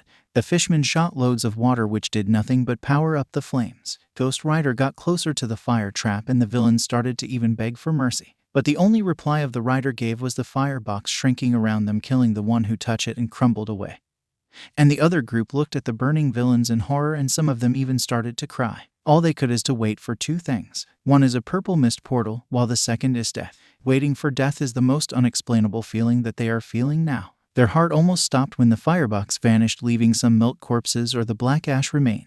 Ghost Rider was now face to face villains, and that's when the portal they were waiting for, like what felt like eons, and their leader Shigaraki, who was unknown to what's happening, stepped out of the portal, and soon the villains rushed towards the portal to immediately get away from the rider. Shigaraki almost got through sideways. "Oi, oi, what the hell?" he shouted, but neither of the villains said anything other than to curse and fall in an attempt to go first. Shigaraki was confused, but then he saw something coming and grabbing few of the villains and incinerating them in the process. Shigaraki eye widened and looked at the hooded rider who continuously killed of the people he collected during few months in order to do the Kill All Might project.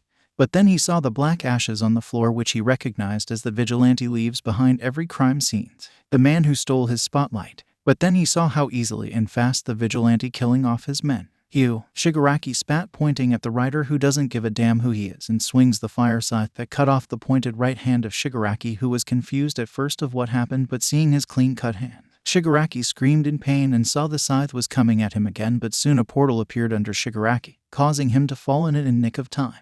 A millisecond late, Shigaraki is now a bunch of ashes by now. The villains almost everyone evacuated, but due to the rider closing distance to the portal, Kurogiri warped himself and the ones who were already inside and escaped the scene, only leaving 3 of the villains behind, who cried and begged to come back. Rider grabbed 2 that close to him with the chains, killing them in a second.